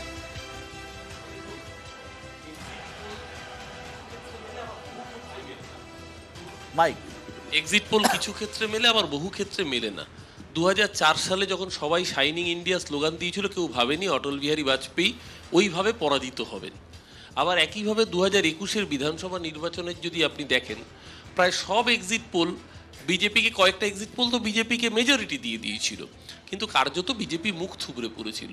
তাই আমি ব্যক্তিগতভাবে আমার যেটা উপলব্ধি প্লাস আমাদের দলগতভাবে যেটা মনে হয় যে ভারতবর্ষের মানুষ এই নির্বাচনে, এটা ঠিক, এটা কোনো নেশন ওয়াইড ইস্যু ছিল না, কিছু ক্ষেত্রে লোকাল ইস্যু কাজ করেছে যেরকম, কিন্তু তার সাথে সাথে মূল্যবৃদ্ধির যন্ত্রণা, বেকারত্বের জ্বালা এবং সামগ্রিকভাবে দেশের মানুষের কাছে কোনো কর্মসংস্থানের জায়গা ছিল না, দেখাতে পারেনি 10 বছর ধরে দিশা। সেই জায়গায় যখন ভোট হবে খুব স্বাভাবিকভাবেই অ্যান্টি ইনকামবেন্সি বাড়বে, এবং যে ফিগার আপনারা, গতবার তো বিজেপি 303 ছিল, সামগ্রিকভাবে এনডিএ গতভাবে 330-35, সেখান থেকে বাড়বে তো কোনো প্রশ্নই নেই, উল্টে কমে মেজরিটির নিচে অনেক থাকবে। 355 বা 370 যাই হোক না কেন, আগামী 15ই আগস্ট 2024 লালকেল্লা থেকে প্রধানমন্ত্রী হিসেবে নরেন্দ্র দামোদর দাস মোদী ভাষণ দেবেন, জাতিকে সম্বোধন করবেন, সেটা অসুবিধা নেই। আর কলকাতার রেড রোডে দিদি আছেন 15ই আগস্ট, এটাও কোনো সন্দেহ নেই। সমস্যাটা হচ্ছে যে জায়গায় যে কথা বলছেন যে এই 355 থেকে 370, এই 355 থেকে 370 যদি বিজেপির থাকে বা এনডিএ জোটের, মানে টোটাল এনডিএ জোটের যদি থাকে, সেটা তো রইলই, সেটা একদম খুব মানে ছেড়ে জোর করে বলা হয়েছে খুব রিজার্ভ লেভেলে। কিন্তু এই কংগ্রেসের যে 145-এর ব্যাপারটা, এটা কোথা থেকে, উত্তর ভারতের দিক থেকে কংগ্রেস কতটা পাবে সেটা ইন্টারেস্টিং। আমি আবারও বলি যে আপনি যে কথাটা বললেন, আমার ভীষণ কনসেন্ট্রেট করছি আমি ওই জায়গাটাতে, যে ভোটের ডিফারেন্সটা কমে যাবে, সো দ্যাট 1.5 to 2.5, মানে আপনি 20,000, 25,000, 30,000 মোরালেস এরকম একটা পার্সেন্টেজ আসছে। এটা কিন্তু ভেরি রিস্ক রানিং। আমি বারবার যেটা বলি, যেখানে সুমন, শিবাজিদা প্রত্যেকে মিলেই কিন্তু একটা অ্যাসেসমেন্ট করছি, সেটা হচ্ছে ট্রেন্ডটা কিন্তু প্রতিটা জায়গাতেই দেখা যাচ্ছে, এই ট্রেন্ডটা কিন্তু বিজেপির ক্ষেত্রে বিশেষত অনেকগুলো স্টেট দেখালেন কমে যাচ্ছে। যদি কমে যায় তাহলে আলটিমেট ঘটনাটা কি ঘটছে, এটা 300-র নিচে নামছে ডেফিনেটলি, ইজ নো ডাউট। 4-এর পর যেটা আসল কথা বোঝা যাবে যে এটা পুরোটা মিথ্যে, এটা কখনো সম্ভব নয়। যে অ্যান্টি ইনকামবেন্সি মানে একদম বার্নিং প্রবলেম, সেই জায়গাটা কিন্তু বিজেপি সাকসেসফুলি ওই জাতপাতের রাজনীতিকে দৃঢ়ভাবে অ্যাড্রেস করে থ্রু করছে। কিন্তু ওই যখন ভোট পার্সেন্টেজটা আসবে, তাতে আরেকটা চারও কিন্তু বেরিয়ে আসবে প্রায় নিশ্চিতভাবে, যে ভোট পার্সেন্টেজ সেটা কিন্তু রাজ্যভিত্তিক এবং সামগ্রিকভাবে নিশ্চিতভাবে কমবার কথা। এই ভোট যখন শুরু হয়েছিল তখন অপোজিশনকে এবং কংগ্রেসকে যতটা ছন্নছাড়া মনে হচ্ছিল, যত এগিয়েছে কিন্তু তাদের ন্যারেটিভ তৈরি হয়েছে, বরঞ্চ বিজেপিকে যতটা নিশ্চিত মনে হচ্ছিল, আজকে যে 200-র ওপরেও অনেক কনজারভেটিভ ওয়েতে দুটো মেলালে, এইটা মেলালে 200-র ওপর, 200-র কাছেই যাচ্ছে বা 200-র ওপরে কিছুটা যাচ্ছে, সেটাই কিন্তু একটা বড় জায়গা বলে দিচ্ছে। ইভেন দিস এক্সিট পোল, যেটাকে আমরা মনে করছি অনেক জায়গায় ফল্টি, সেটাও কিন্তু তার থেকে কমাতে পারছে। যদি আমি এক্সিট পোলকে বিশ্বাস করার চেষ্টা করি, তাহলে ধরে নিতে হবে যে বিজেপির কোনো ক্ষয় হচ্ছে না, বিজেপি বা এনডিএ জোটের কোনো ক্ষয় হচ্ছে না। তাহলে বিহারে কি করে ক্ষয় হলো, তাহলে মহারাষ্ট্রে কি করে ক্ষয় হলো, আর সেই ক্ষয়টা কি করে বিজেপি মেকআপ করলো? একমাত্র মেকআপ হতে পারে দক্ষিণে, হুইচ ইজ ইম্পসিবল। ফলে এইটা সম্ভব নয়। এক্সিট পোলের রিপোর্ট আমাদের নিতে হয়েছে, এবং এক্সিট পোলের যে রিপোর্ট সেটা ন্যাশনালি করা হয়েছে। সুতরাং এক্সিট পোল বহু ক্ষেত্রে মেলে, বহু ক্ষেত্রে মেলে না। মিলবে কি মিলবে না সত্যিই আমার জানা নেই, কিন্তু বাস্তব যদি বলেন, অ্যাজ এ সাংবাদিক হিসেবে, 30 বছরের রাজনৈতিক সংবাদদাতা হিসেবে, 30 বছর রাজনীতি নিয়ে কাটাছেড়া করার হিসেবে এটুকু বলতে পারি, আমার যেটা মনে হচ্ছে যে বিজেপি নেতৃত্বাধীন এনডিএ জোট ক্ষমতায় আসছে, কিন্তু সংখ্যা কতটা হবে তা নিয়ে এক্সিট পোলের সঙ্গে আমারও একটু সন্দেহ আছে। একই সঙ্গে পশ্চিমবঙ্গের ক্ষেত্রে এটুকু বলতে পারি যে আমরা যে এডিটার্স যে চয়েস করেছি, এডিটার্স যে মতামত বা ঘুরে দেখার প্রেক্ষিতে যা করেছি, তাতে আমার অন্তত মনে হয় পশ্চিমবঙ্গের ক্ষেত্রেও লড়াইটা কিন্তু হাড্ডাহাড্ডি। এই লড়াইয়ে শেষ হাসি হাসবেন, এটা কিন্তু দেখার জন্য 2024-এর 4 জুন অবধি আমাদের অপেক্ষা করতেই হবে। এক্সিট পোল কোথাও মেলে, কোথাও মেলে না, কিন্তু আমাদের আলোচনা চালু থাকবে এবং আমরা আবার ফিরে আসবো 2024 2024-এর 4 জুন সকাল 6টা থেকে। সঙ্গে থাকুন।